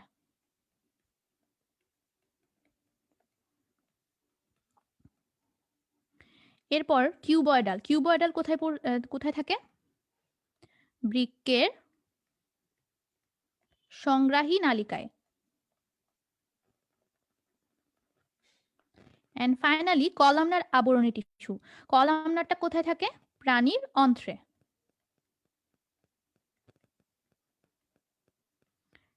তো যেহেতু ওগুলো সাধারণ আবরণী টিস্যু, সেহেতু এই অংশগুলোতেই সাধারণ আবরণী টিস্যু থাকে। অর্থাৎ বোমেন্স ক্যাপসুল, সংগ্রাহী নালিকা আর প্রাণীর অন্ত্রের যে প্রাচীরটা, সে প্রাচীরটা এক স্তরে থাকে। ঠিক আছে? আচ্ছা, নেক্সট যেটা সেটা হচ্ছে স্ট্র্যাটিফাইড আবরণী টিস্যু। এখানে আমরা চিত্র দেখতে পাচ্ছি যে এগুলো কিন্তু এক স্তরে সজ্জিত না। এখানে আমরা অনেকগুলো স্তর দেখতে পাচ্ছি। যদি এটাকে একটা স্তর ধরি, এর উপরটাকে আরেকটা স্তর ধরি, এটা আরেকটা স্তর, এটা আরেকটা স্তর। মোট ৪ টা স্তর দেখতে পাচ্ছি আমরা এখানে। ঠিক আছে? এটা হচ্ছে স্ট্র্যাটিফাইড আবরণী টিস্যু।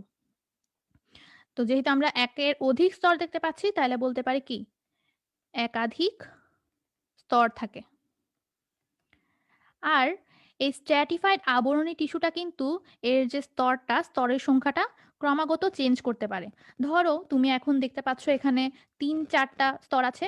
কয়েক মিনিট পর দেখতে পারবে কি এখানে আবার ৭-৮ টা স্তর হয়ে গেছে।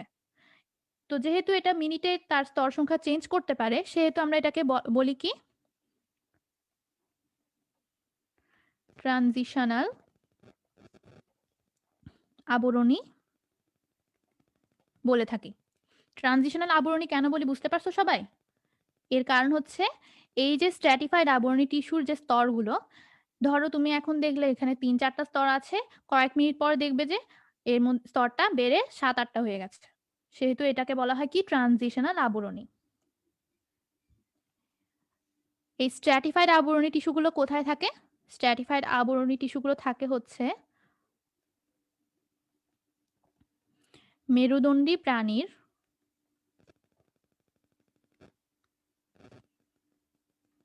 ত্বকে। আমাদের যে স্কিনটা আমরা দেখতে পাচ্ছি, সেই স্কিনটাই হচ্ছে মূলত এই স্ট্র্যাটিফাইড আবরণী টিস্যু। তো তোমাদেরকে যদি প্রশ্ন করা হয় যে স্ট্র্যাটিফাইড আবরণী টিস্যুকে কেন ট্রানজিশনাল আবরণী টিস্যু বলা হয়, আশা করি তোমরা এটার আনসার করতে পারবে।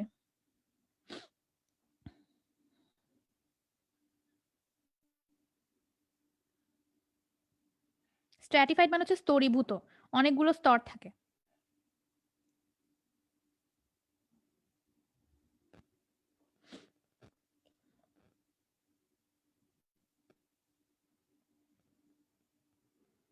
আচ্ছা, তাহলে আমি নেক্সট যেটা সিউডো স্ট্র্যাটিফাইড আবরণী টিস্যু সেটাতে চলে যাই। চিত্রে গোলাকার এগুলো কি? এগুলো হচ্ছে নিউক্লিয়াস। কোষ থাকলে কি নিউক্লিয়াসও থাকবে না? এই যে গোলাকার অংশগুলো হচ্ছে নিউক্লিয়াস। আচ্ছা,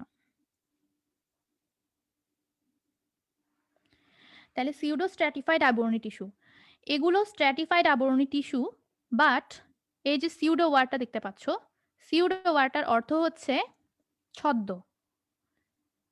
মানে এরা দেখাবে যে এরা অনেকগুলো স্তরে সজ্জিত, কিন্তু আসলে কিন্তু এদের স্তর হচ্ছে একটাই মূলত। হ্যাঁ, ওরা এমন ভাবে ছদ্ম ধরে থাকবে যে মনে হবে অনেকগুলো স্তর আছে, কিন্তু এদের স্তর হচ্ছে মূলত একটাই। তো এটার একটা বৈশিষ্ট্য কি হতে পারে? একস্তরী হবে। দেখো তোমরা চিত্র দেখে মনে হতে পারে যে এখানে ধরো 2টা স্তর, যেহেতু কোষগুলো মানে একই জায়গায় শেষ হয় নাই, মনে হতে পারে যে কি 2টা স্তর আছে, কিন্তু এটা মূলত একটা স্তরেই ধরা হয়। তাইলে এটা হচ্ছে একস্তরী। কোথায় থাকে? অবস্থান হচ্ছে ট্রাকিয়াতে। ট্রাকিয়া জিনিসটা কি? ট্রাকিয়া জিনিসটা কোন তন্ত্রে থাকে কেউ বলতে পারবে?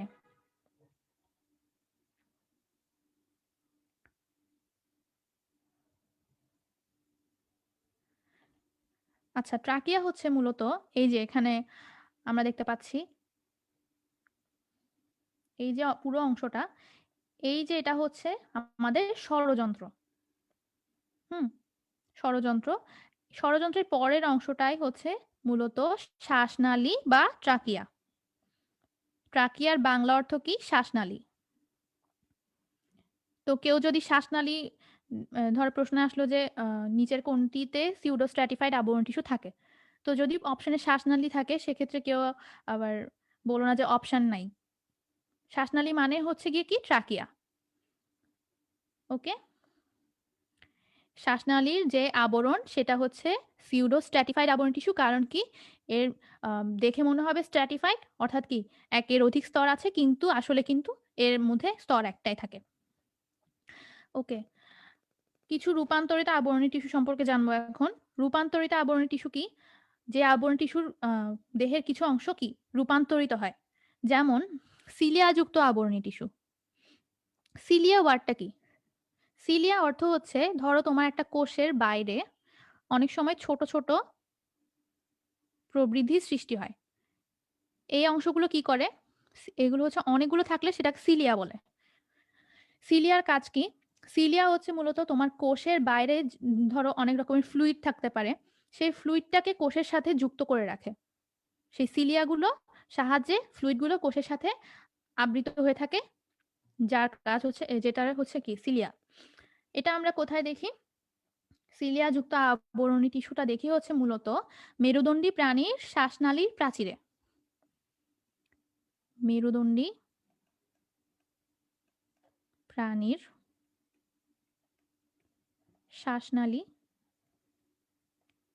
শ্বাসনালীর যে প্রাচীরটা, শ্বাসনালী মানে কি ট্রাকিয়া।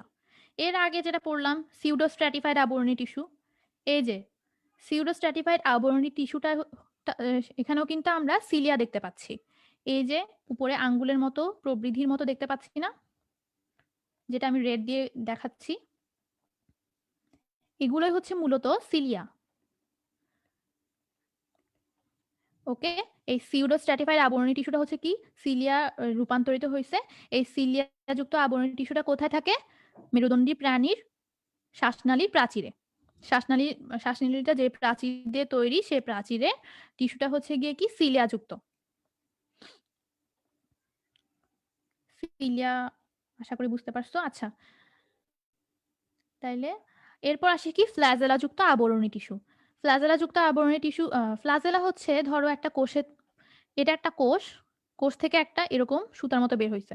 এই ফ্ল্যাজেলাটা মূলত চলনে সহায়তা করে। হ্যাঁ, ফ্ল্যাজেলার কাজ হচ্ছে চলন। একটা কোষ ধরো এক জায়গা থেকে আরেক জায়গায় যাওয়ার প্রয়োজন হচ্ছে, সেক্ষেত্রে এই ফ্ল্যাজেলাটা ওই কোষকে সহায়তা করে চলনে। ফ্ল্যাজেলা যুক্ত আবরণী টিস্যু কোথায় থাকে? ফ্ল্যাজেলা যুক্ত আবরণী টিস্যু থাকে হচ্ছে হাইড্রার যে এন্ডোডার্ম আছে, সেই এন্ডোডার্মে থাকে। এই যে আমরা এখানে একটা হাইড্রা দেখতে পাচ্ছি, এই পুরোটা হচ্ছে একটা হাইড্রা। এই হাইড্রার এইখান থেকে আমরা একটা পার্ট, একটা পোর্শন জুম করে নিচ্ছি। জুম করলে কি পাই? এইটা হচ্ছে গিয়ে আমাদের একটোডার্ম। একটোডার্ম, হ্যাঁ, একটোডার্ম মানে কি বাইরের স্তরটা, আর ভেতরটা হচ্ছে কি এন্ডোডার্ম। এন্ডোডার্ম। হাইড্রার প্রাচীরটা কিন্তু দুই স্তরী, মাঝখানে একটা মেসোগ্লিয়া নামক অংশ থাকে। আচ্ছা, একটোডার্ম আর এন্ডোডার্ম, এই একটোডার্মের কোষে কিন্তু আমরা কোনো এরকম সুতার মতো প্রবৃদ্ধি দেখতে পাচ্ছি না, কিন্তু এন্ডোডার্মের যদি এই কোষটা আমরা চিন্তা করি, এই কোষটা যেটা আমি রেড করে দিচ্ছি, এই রেড কোষটা যদি চিন্তা করি, সেক্ষেত্রে দেখতে পাবো এখানে কি সুতার মতো একটা অংশ বের হচ্ছে না? এটাই হচ্ছে মূলত ফ্ল্যাজেলা। তাহলে আমরা বলতে পারি ফ্ল্যাজেলা যুক্ত আবরণ টিস্যু কোথায় পাওয়া যায়? হাইড্রার এন্ডোডার্মে। চিত্রগুলো লাগবে না, জাস্ট বোঝানোর সুবিধার্থে দেওয়া হয়েছে।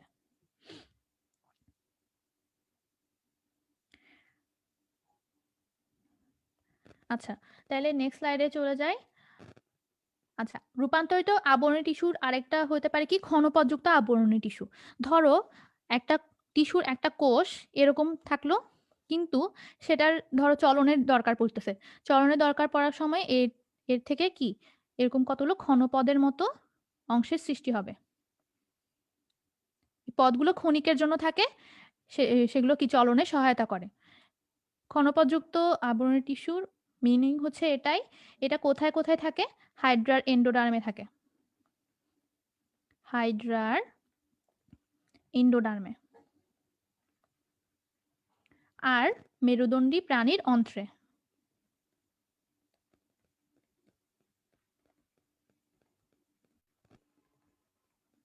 তাইলে হাইড্রার এন্ডোডার্মে আমরা কয় ধরনের আবরণী টিস্যু পাই? দুই ধরনের পাই। একটা হচ্ছে গিয়ে কি ফ্ল্যাজেলা যুক্ত আবরণী টিস্যু, আর একটা হচ্ছে ক্ষণপথযুক্ত আবরণী টিস্যু। ঠিক আছে, আরেকটা আছে কি জননাঙ্গের আবরণী টিস্যু। জননাঙ্গ মানে কি? জননাঙ্গ হচ্ছে পুংজননতন্ত্রে একরকম থাকে, স্ত্রী জননতন্ত্রে অন্যরকম থাকে। তো আমরা দুটো ওয়ার্ড জানি হচ্ছে শুক্রাণু ও ডিম্বাণু। শুক্রাণু আর ডিম্বাণু, এগুলো হচ্ছে গিয়ে কি এক একটা কোষ। এই কোষগুলো উৎপন্ন করা কি জননাঙ্গের কাজ, না সরি, জননাঙ্গের যে আবরণী টিস্যুটা আছে সেইটার কাজ, কোষ উৎপন্ন করে। আর এটা কি এই জননাঙ্গের যে আবরণী টিস্যু সেটা প্রজননে অংশগ্রহণ করে।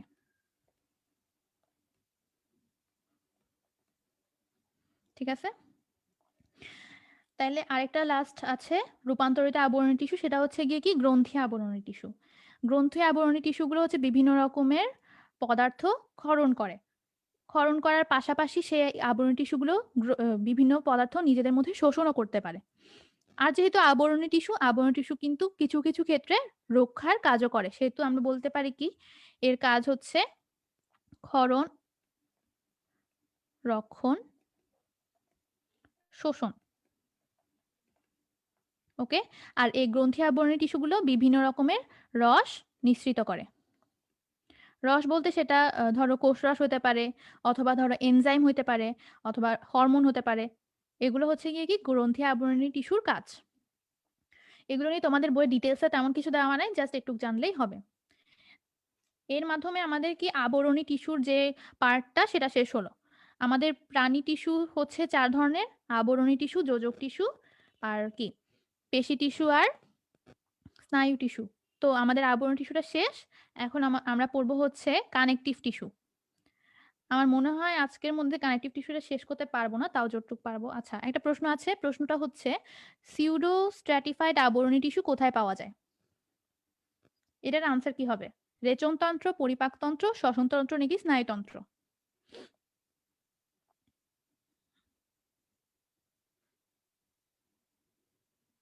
চারটা অপশন আছে। Pseudo stratified.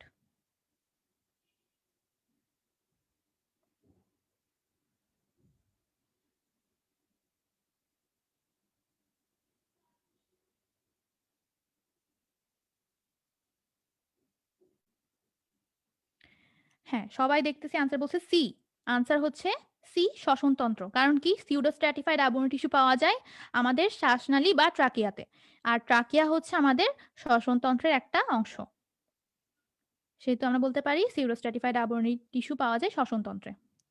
ওকে, তাইলে আমরা যোজক টিস্যুতে চলে যাই। যোজক টিস্যু হচ্ছে এটার ইংলিশ হচ্ছে কানেকটিভ টিস্যু। তো আমরা ইংলিশ ওয়ার্ডটা থেকে, আচ্ছা, কানেকটিভ।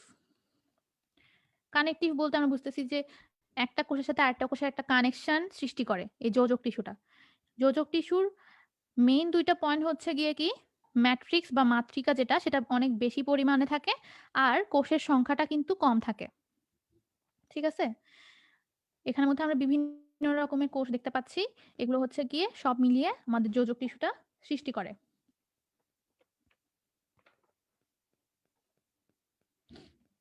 যোজক টিস্যুর মধ্যে বিভিন্ন রকমের কোষ থাকতে পারে।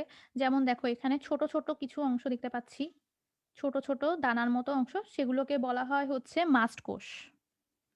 মাস্ট কোষ।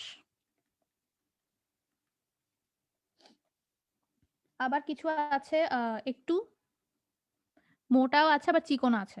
মোটাগুলোকে হচ্ছে বলে কোলাজেন তন্তু। যেগুলো মোটা আছে সেগুলোকে বলা হয় কোলাজেন তন্তু। আর যেগুলো একটু অপেক্ষাকৃত পাতলা ধরনের সেগুলো হচ্ছে মূলত ইলাস্টিক তন্তু।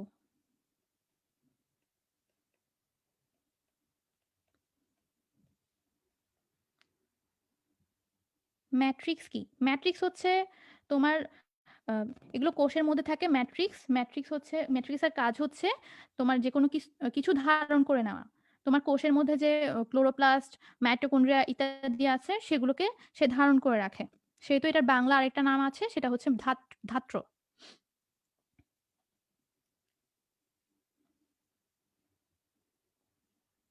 আচ্ছা, যোজক টিস্যু হচ্ছে মূলত 3 প্রকার। 3 প্রকার মধ্যে কি কি আছে? ফাইব্রাস যোজক টিস্যু, যেটার ইংলিশ হচ্ছে এটাই, ইংলিশে লিখলে এরকম হবে, fibrous. Fibrous connective tissue. Fibrous connective tissue হচ্ছে আমাদের দেহ ত্বক আছে না, দেহ ত্বকের নিচে থাকে। দেহ ত্বকের নিচে কিন্তু পেশির উপরে। ওকে, আর এর মধ্যে যে মাতৃকা থাকে, মাতৃকায় অনেক বেশি তন্তু থাকে। এখন দেখো, এখানে আমরা 3 ধরনের কোষ দেখতে পাচ্ছি। এর মধ্যে এটা হচ্ছে ফাইব্রোব্লাস্ট। ফাইব্রোব্লাস্ট। আর এটা হচ্ছে ফাইব্রোসাইট।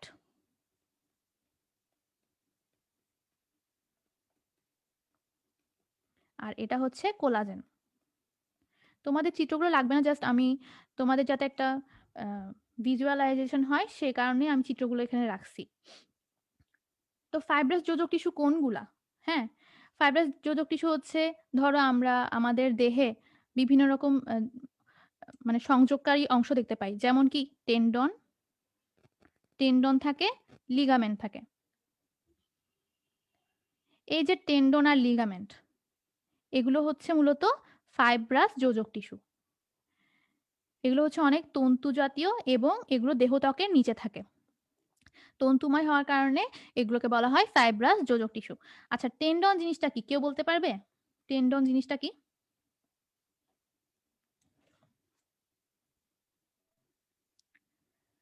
টেন্ডন ওয়ার্ডটা তোমরা আগেও শুনছো, এটার মানে কি? এটা কি করে?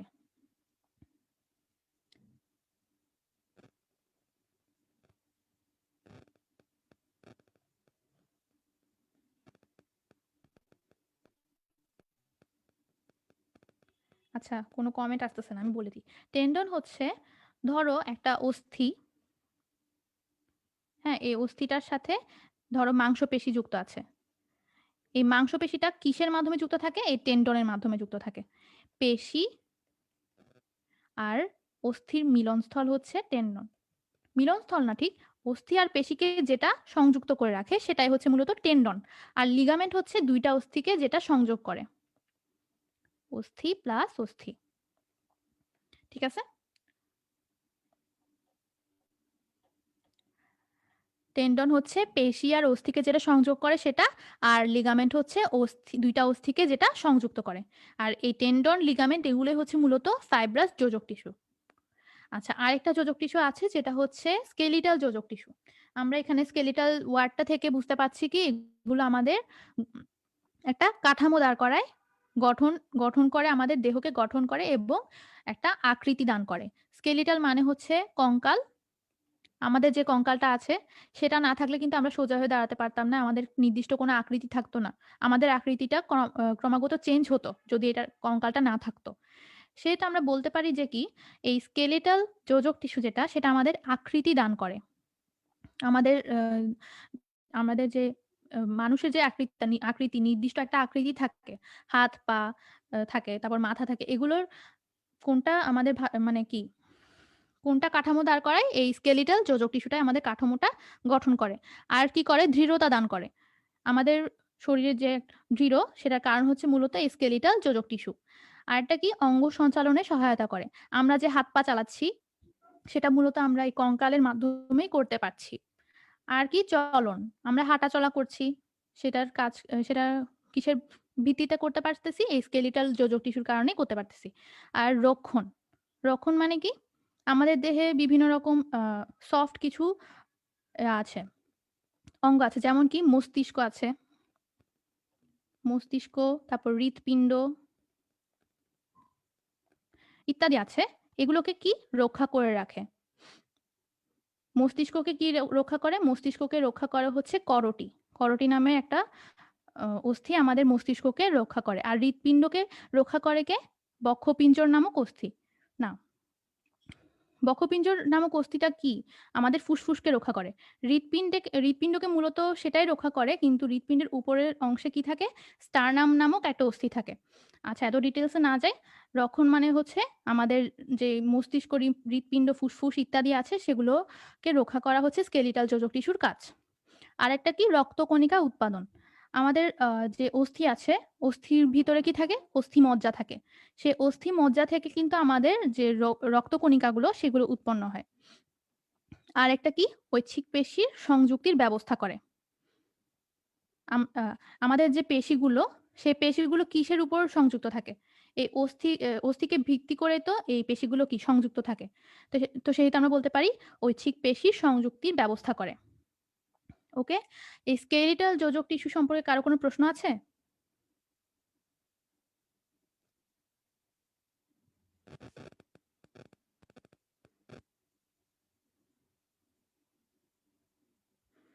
নাজুক মানে হচ্ছে খুব সেনসিটিভ, যেগুলোতে সামান্য আঘাতেই কিন্তু অনেক বড় একটা ক্ষতি হতে পারে। আচ্ছা, তাইলে আমি এর যে প্রকারভেদ আছে সেটাতে চলে যাই। এরা হচ্ছে মূলত দুই ধরনের হয়, একটা হচ্ছে কোমলাস্থি আর একটা হচ্ছে অস্থি। কোমলাস্থি কোমলাস্থি হচ্ছে গিয়ে কি, আমরা আমাদের যে নাক কানের যে অস্থিগুলো আছে সেগুলো কিন্তু অনেক অস্থির তুলনায় নরম হয়। এর কারণ কি? এগুলো হচ্ছে কোমলাস্থি দিয়ে তৈরি। কোমলাস্থির আরেকটা নাম হচ্ছে গিয়ে কি, তরুণাস্থি। তরুণাস্থি। আর এগুলো কি হয়? অনেক নমনীয় হয়। কোথায় পাওয়া যায়? পাওয়া যায় হচ্ছে আমাদের নাক আর কানের অস্থিতে।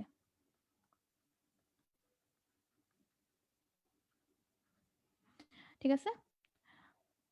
আর অস্থি জিনিসটা কি? অস্থি হচ্ছে অনেক দৃঢ় আর শক্ত। কারণ কি এর মধ্যে ক্যালসিয়াম জাতীয় উপাদান থাকে। ক্যালসিয়ামটাই হচ্ছে কি এই অস্থিকে দৃঢ়তা দানে সহায়তা করে। আমাদের দেহে যখন আমাদের অস্থিতে যখন ক্যালসিয়ামের অভাব দেখা যায় তখন কি হয়? আমাদের অস্থিটা ভঙ্গুর হয়ে যায়। ক্যালসিয়ামের অভাব দেখা দিলে ভঙ্গুর হয়ে যায় এবং একটা পর্যায়ে অনেক বড় একটা সমস্যা হতে পারে। তো আমরা বলতে পারি কি অস্থি হচ্ছে দৃঢ়, ভঙ্গুর। আর আরেকটা কি কোথায় পাওয়া যায়? আমাদের সারা দেহেই পাওয়া যায়। আর এগুলো হচ্ছে কি অনমনীয়। অনমনীয়।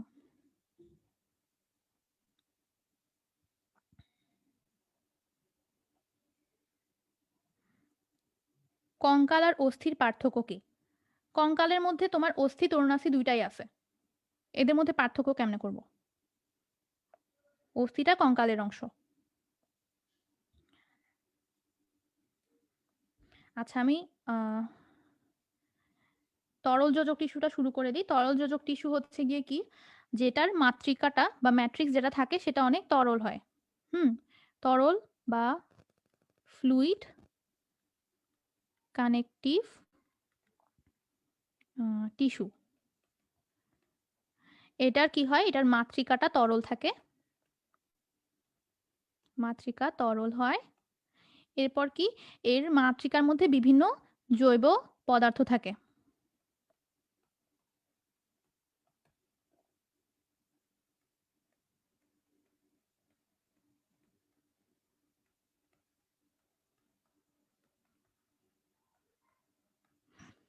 আচ্ছা এর কাজ কি?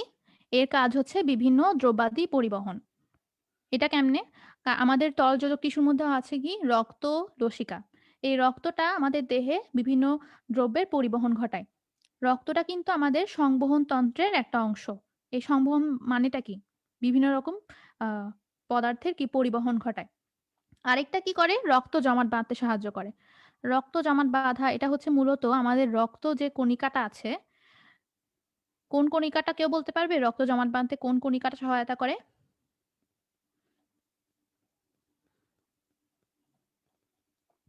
আমি আসলে কারো আনসার দেখতে পাচ্ছি না এখানে।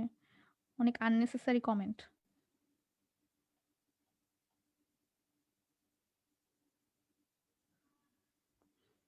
আচ্ছা একজন বলল অনুচক্রিকা, আবার আরেকজন বলল আরবিসি। না, আরবিসি রক্ত জমাট বাঁধতে সহায়তা করে না। আমাদের রক্তের কণিকা হচ্ছে ৩টা, তার মধ্যে অনুচক্রিকা বা প্লেটলেটস যেটা আছে সেটা আমাদের রক্ত জমাট বাঁধতে সহায়তা করে। আরেকটা কাজ হচ্ছে রোগ প্রতিরোধ করা। রোগ প্রতিরোধেও কিন্তু আমাদের একটা রক্তকণিকা সহায়তা করে। সেটা কি? রোগ প্রতিরোধে সহায়তা করে হচ্ছে আমাদের যে WBC বা হোয়াইট ব্লাড সেল। আর আরো একটা কাজ করে সেটা হচ্ছে মূলত এগুলোই কাজ করে বিভিন্ন দ্রব্যাদি পরিবহন। এটা দিয়ে মূলত বোঝানো হচ্ছে যে কি অক্সিজেনের পরিবহন ঘটায়। অক্সিজেনের পরিবহন কে ঘটায়? সেটা হচ্ছে আমাদের দেহে যে লোহিত রক্তকণিকা আছে সেটা। আর রক্ত জমাট বাঁধতে সহায়তা করে হচ্ছে প্লেটলেটস বা অনুচক্রিকা। আর রোগ প্রতিরোধে সহায়তা করে হোয়াইট ব্লাড সেল বা শ্বেত রক্তকণিকা। আচ্ছা তরল জৈব টিস্যু হচ্ছে ২ ধরনের। একটা হচ্ছে রক্ত। রক্তটা কি? রক্ত কিছু বৈশিষ্ট্য দেওয়া আছে এখানে। রক্তের ১ নাম্বার বৈশিষ্ট্য হচ্ছে গিয়ে কি ক্ষারীয়। আমরা অম্ল, ক্ষারক, লবণ এই ৩ টার মধ্যে ডিফারেন্স করতে পারি। আমরা এটার ডিফারেন্সটা জানি। তো ক্ষারীয় বলতে কি বোঝায়? এর পিএইচ লেভেলটা হচ্ছে তোমার 7 এর থেকে একটু বেশি। পিএইচটা কত? 7.35 থেকে 7.45। এটা হচ্ছে রক্তের পিএইচ। যদি পিএইচ 7 থাকে সেটা হচ্ছে গিয়ে কি নিউট্রাল বা যেটাকে আমরা লবণ বলে থাকি। যদি 7 এর চেয়ে বড় হয় সেটাকে আমরা বলি ক্ষারক, কম হলে সেটাকে অম্ল বলে থাকি। যেহেতু 7.35 থেকে 7.45 থাকে সেহেতু এটাকে বলা যায় কি ঈষৎ ক্ষারীয়। আরেকটা কি ঈষৎ লবণাক্ত। রক্তের টেস্টটা হচ্ছে লবণাক্ত। আর রক্তের বর্ণটা হচ্ছে লাল। এই লাল বর্ণের কারণটা হচ্ছে মূলত আমাদের যে রেড ব্লাড সেলটা আছে সেটা। আমাদের রেড ব্লাড সেলটা থাকার কারণে রক্তের বর্ণ লাল হয়। আচ্ছা, আরেকটা হচ্ছে কি ধমনী, শিরা ও কৈশিক নালীর মধ্য দিয়ে প্রবাহিত হয়। আমাদের রক্তনালী হচ্ছে ৩ ধরনের। একটা হচ্ছে ধমনী, আরেকটা হচ্ছে শিরা, আরেকটা হচ্ছে কৈশিক নালিকা। এগুলোর মধ্য দিয়ে মূলত রক্তটা প্রবাহিত হয়। আর তাপমাত্রার ভারসাম্য রক্ষা করে। আমাদের দেহে ধরো বাইরে অনেক শীত শীত পড়ছে, সেক্ষেত্রে আমাদের রক্তটা উষ্ণ হয়ে আমাদের দেহে একটা তাপমাত্রার ভারসাম্য রক্ষা করবে। আর রক্ত হচ্ছে মূলত রক্তরস আর রক্তকণিকার সমষ্টি। রক্তের মধ্যে ২ টা পোর্শন আছে। একটা হচ্ছে রক্তরস আর একটা হচ্ছে রক্তকণিকা।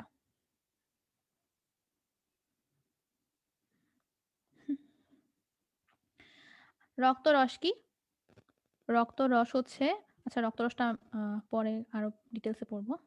আচ্ছা এখানে একটা চিত্র দেখতে পাচ্ছি। চিত্রটা হচ্ছে গিয়ে কি, এখানে দেখো একটা রেড কিছু দেখতে পাচ্ছি আর ব্লু দেখতে পাচ্ছি। মাঝখানে আবার জালের মতো অংশ দেখতে পাচ্ছি। এই যে রেড অংশটা হচ্ছে মূলত ধমনী। আর ব্লু যেটা সেটা হচ্ছে শিরা। ব্লু জিনিসটা দিয়ে বোঝানো হচ্ছে সেখানে হচ্ছে কার্বন ডাই অক্সাইড যুক্ত রক্ত থাকে। আর রেড যেটা সেটাতে অক্সিজেন যুক্ত রক্ত। কৈশিক জালিকায় দুটোই থাকতে পারে। এই ধমনী আর শিরা মিলে মাঝখানে একটা জালিকার মতো সৃষ্টি করে। এই জালিকাটা হচ্ছে কৈশিক জালিকা।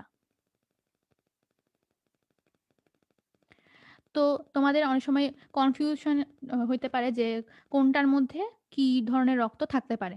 সেক্ষেত্রে আমি বলব তোমরা একটা ওয়ার্ড মনে রাখবে যে কাশি। কাশি মানে কি? কার্বন ডাই অক্সাইড যুক্তটা শিরাতে থাকে। আর তাইলে আমরা একটা জানলে আরেকটাও বলতে পারি না ইজিলি। যেহেতু কার্বন ডাই অক্সাইড যুক্ত রক্তটা শিরাতে থাকে, তাইলে অক্সিজেন যুক্ত রক্তটা কোথায় থাকবে?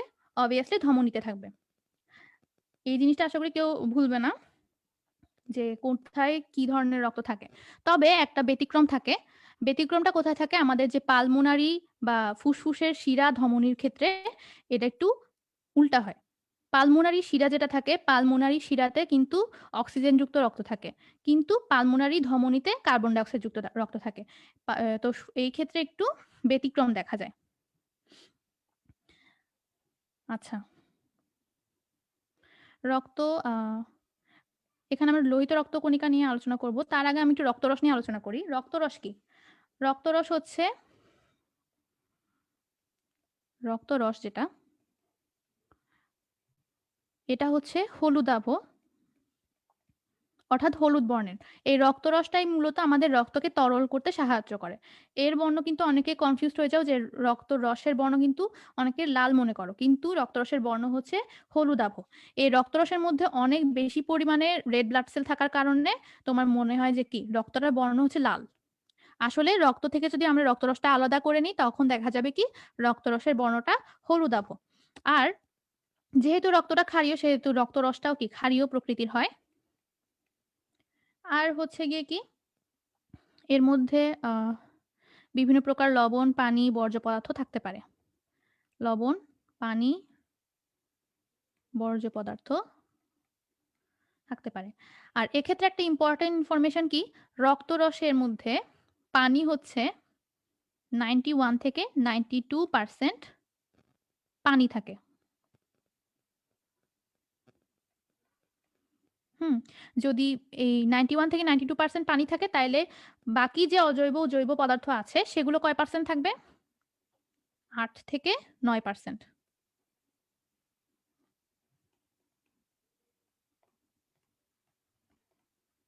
এই পার্সেন্টেজটা কি? রক্তরসের পার্সেন্টেজ। রক্তরসের মধ্যে 91 থেকে 92% পানি থাকে আর ৮ থেকে ৯% জৈব ও অজৈব পদার্থ থাকে। ঠিক আছে? তাইলে এখন আসি হচ্ছে লোহিত রক্তকণিকা। আমি কিছুক্ষণের মধ্যে ক্লাসটা শেষ করব। আচ্ছা লোহিত রক্তকণিকা কি? লোহিত রক্তকণিকা হচ্ছে আমাদের রক্তরসের মধ্যে যে ৩ ধরনের কণিকা আছে তার মধ্যে একটা, এটার বর্ণ হচ্ছে লাল। এর মধ্যে কি থাকে? এর মধ্যে থাকে হচ্ছে হিমোগ্লোবিন থাকে। এই হিমোগ্লোবিন থাকার কারণে মূলত এর বর্ণটা লাল হয়। ঠিক আছে? লোহিত রক্তকণিকার আকৃতিটা কিরকম? এটাকে যদি আকৃতিতে বলতে হয় সেটা হচ্ছে দ্বি-অবতলীয়। দ্বি-অবতলীয়। দ্বি-অবতল মানে কি? ধরো এই যে ২ পাশে মোটা কিন্তু মাঝখানে সরু। এটা হচ্ছে আমরা যদি সাইডের থেকে দেখি, হ্যাঁ? সাইডের থেকে দেখলে এটা চিত্রটা হচ্ছে এরকম। ২ পাশে একটু মোটা, মাঝখানে একটু হালকা চ্যাপ্টা ধরনের। আর যদি উপর থেকে দেখি সেক্ষেত্রে হচ্ছে এরকম। এই যে মাঝে একটু দাবানো থাকে। আচ্ছা, এখন আমরা জানি যে লোহিত রক্তকণিকা কি অক্সিজেন পরিবহন করে। কিভাবে পরিবহন করে? ধরো এখানে একটা চিত্র দেখতে পাচ্ছি যে এটা হচ্ছে গিয়ে কি আমরা ধরে নিচ্ছি অক্সিজেন। আর এটা হচ্ছে আমাদের লোহিত রক্তকণিকা। তো লোহিত রক্তকণিকায় কি হবে? এই যে অক্সিজেনটা প্রবেশ করবে। অক্সিজেনটা প্রবেশ করার পর এটার নাম কি হয়? Oxy haemoglobin. ঠিক আছে? এটার নাম কি? Oxy haemoglobin. এই অক্সি হিমোগ্লোবিনটা এরপর ধরলাম এটা হচ্ছে একটা কোষ। হ্যাঁ? এই জিনিসটা হচ্ছে একটা কোষ। এরপর এই হিমোগ্লোবিনটা অক্সি হিমোগ্লোবিনটা কি করবে? এই কোষে প্রবেশ করবে। প্রবেশ করার পর কি হবে? প্রবেশ করার পর অক্সিজেনটাকে ছেড়ে দিবে। এভাবেই মূলত এই লোহিত রক্তকণিকাটা এই অক্সিজেনটা পরিবহন করে। এটা হচ্ছে লোহিত রক্তকণিকা আর এগুলো হচ্ছে গিয়ে কি অক্সিজেন। ঠিক আছে? আশা করি এই পরিবহনের ব্যাপারটা বুঝতে পারছো সবাই। আচ্ছা আমি চলে যাচ্ছি নেক্সট টপিক সেটা হচ্ছে শ্বেত রক্তকণিকা। শ্বেত রক্তকণিকা কি করে? শ্বেত রক্তকণিকার মেইন কাজ হচ্ছে আ প্রতিরক্ষা বা আত্মরক্ষা যেটা। কোষের আত্মরক্ষা করে আর কি রোগ প্রতিরোধে সহায়তা করে। রোগ প্রতিরোধ করে আর আত্মরক্ষা করে। আত্মরক্ষাটা কিভাবে করে? জীবাণু ধ্বংসের মাধ্যমে।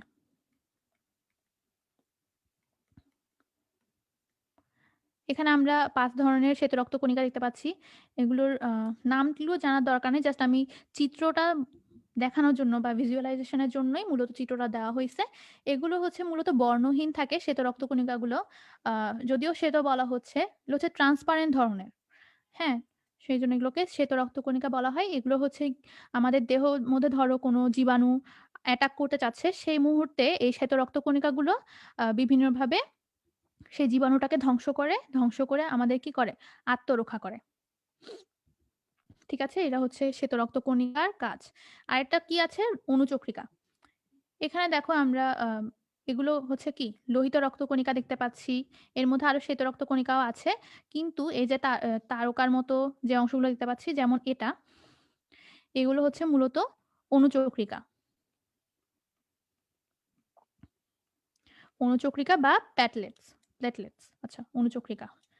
এগুলো কি করে? অণুচক্রিকাগুলো কি করে?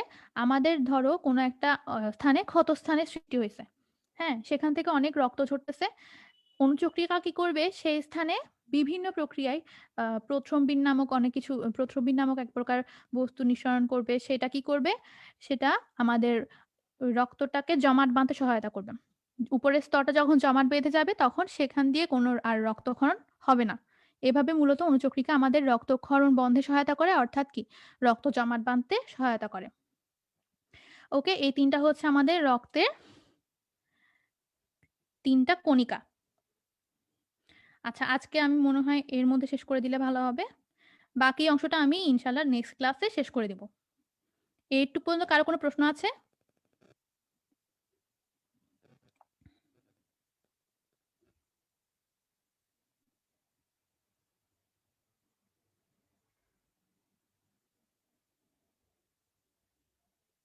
লসিকা কি এটা নেক্সট ক্লাসে বলি? লসিকা হচ্ছে রক্তরসের মতোই একটা অংশ।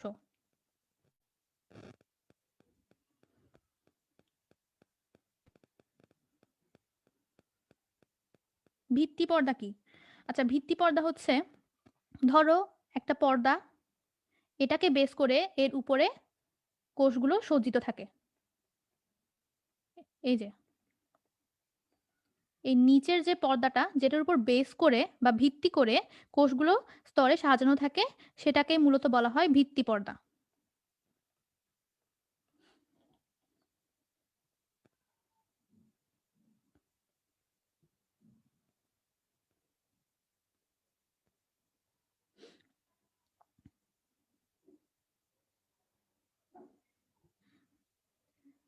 আমি কি ক্লাসটা আরেকটু কন্টিনিউ করব? তোমরা অনেকে লসিকা জানতে চাচ্ছ, বাট তোমরা আবার নামাজের জন্য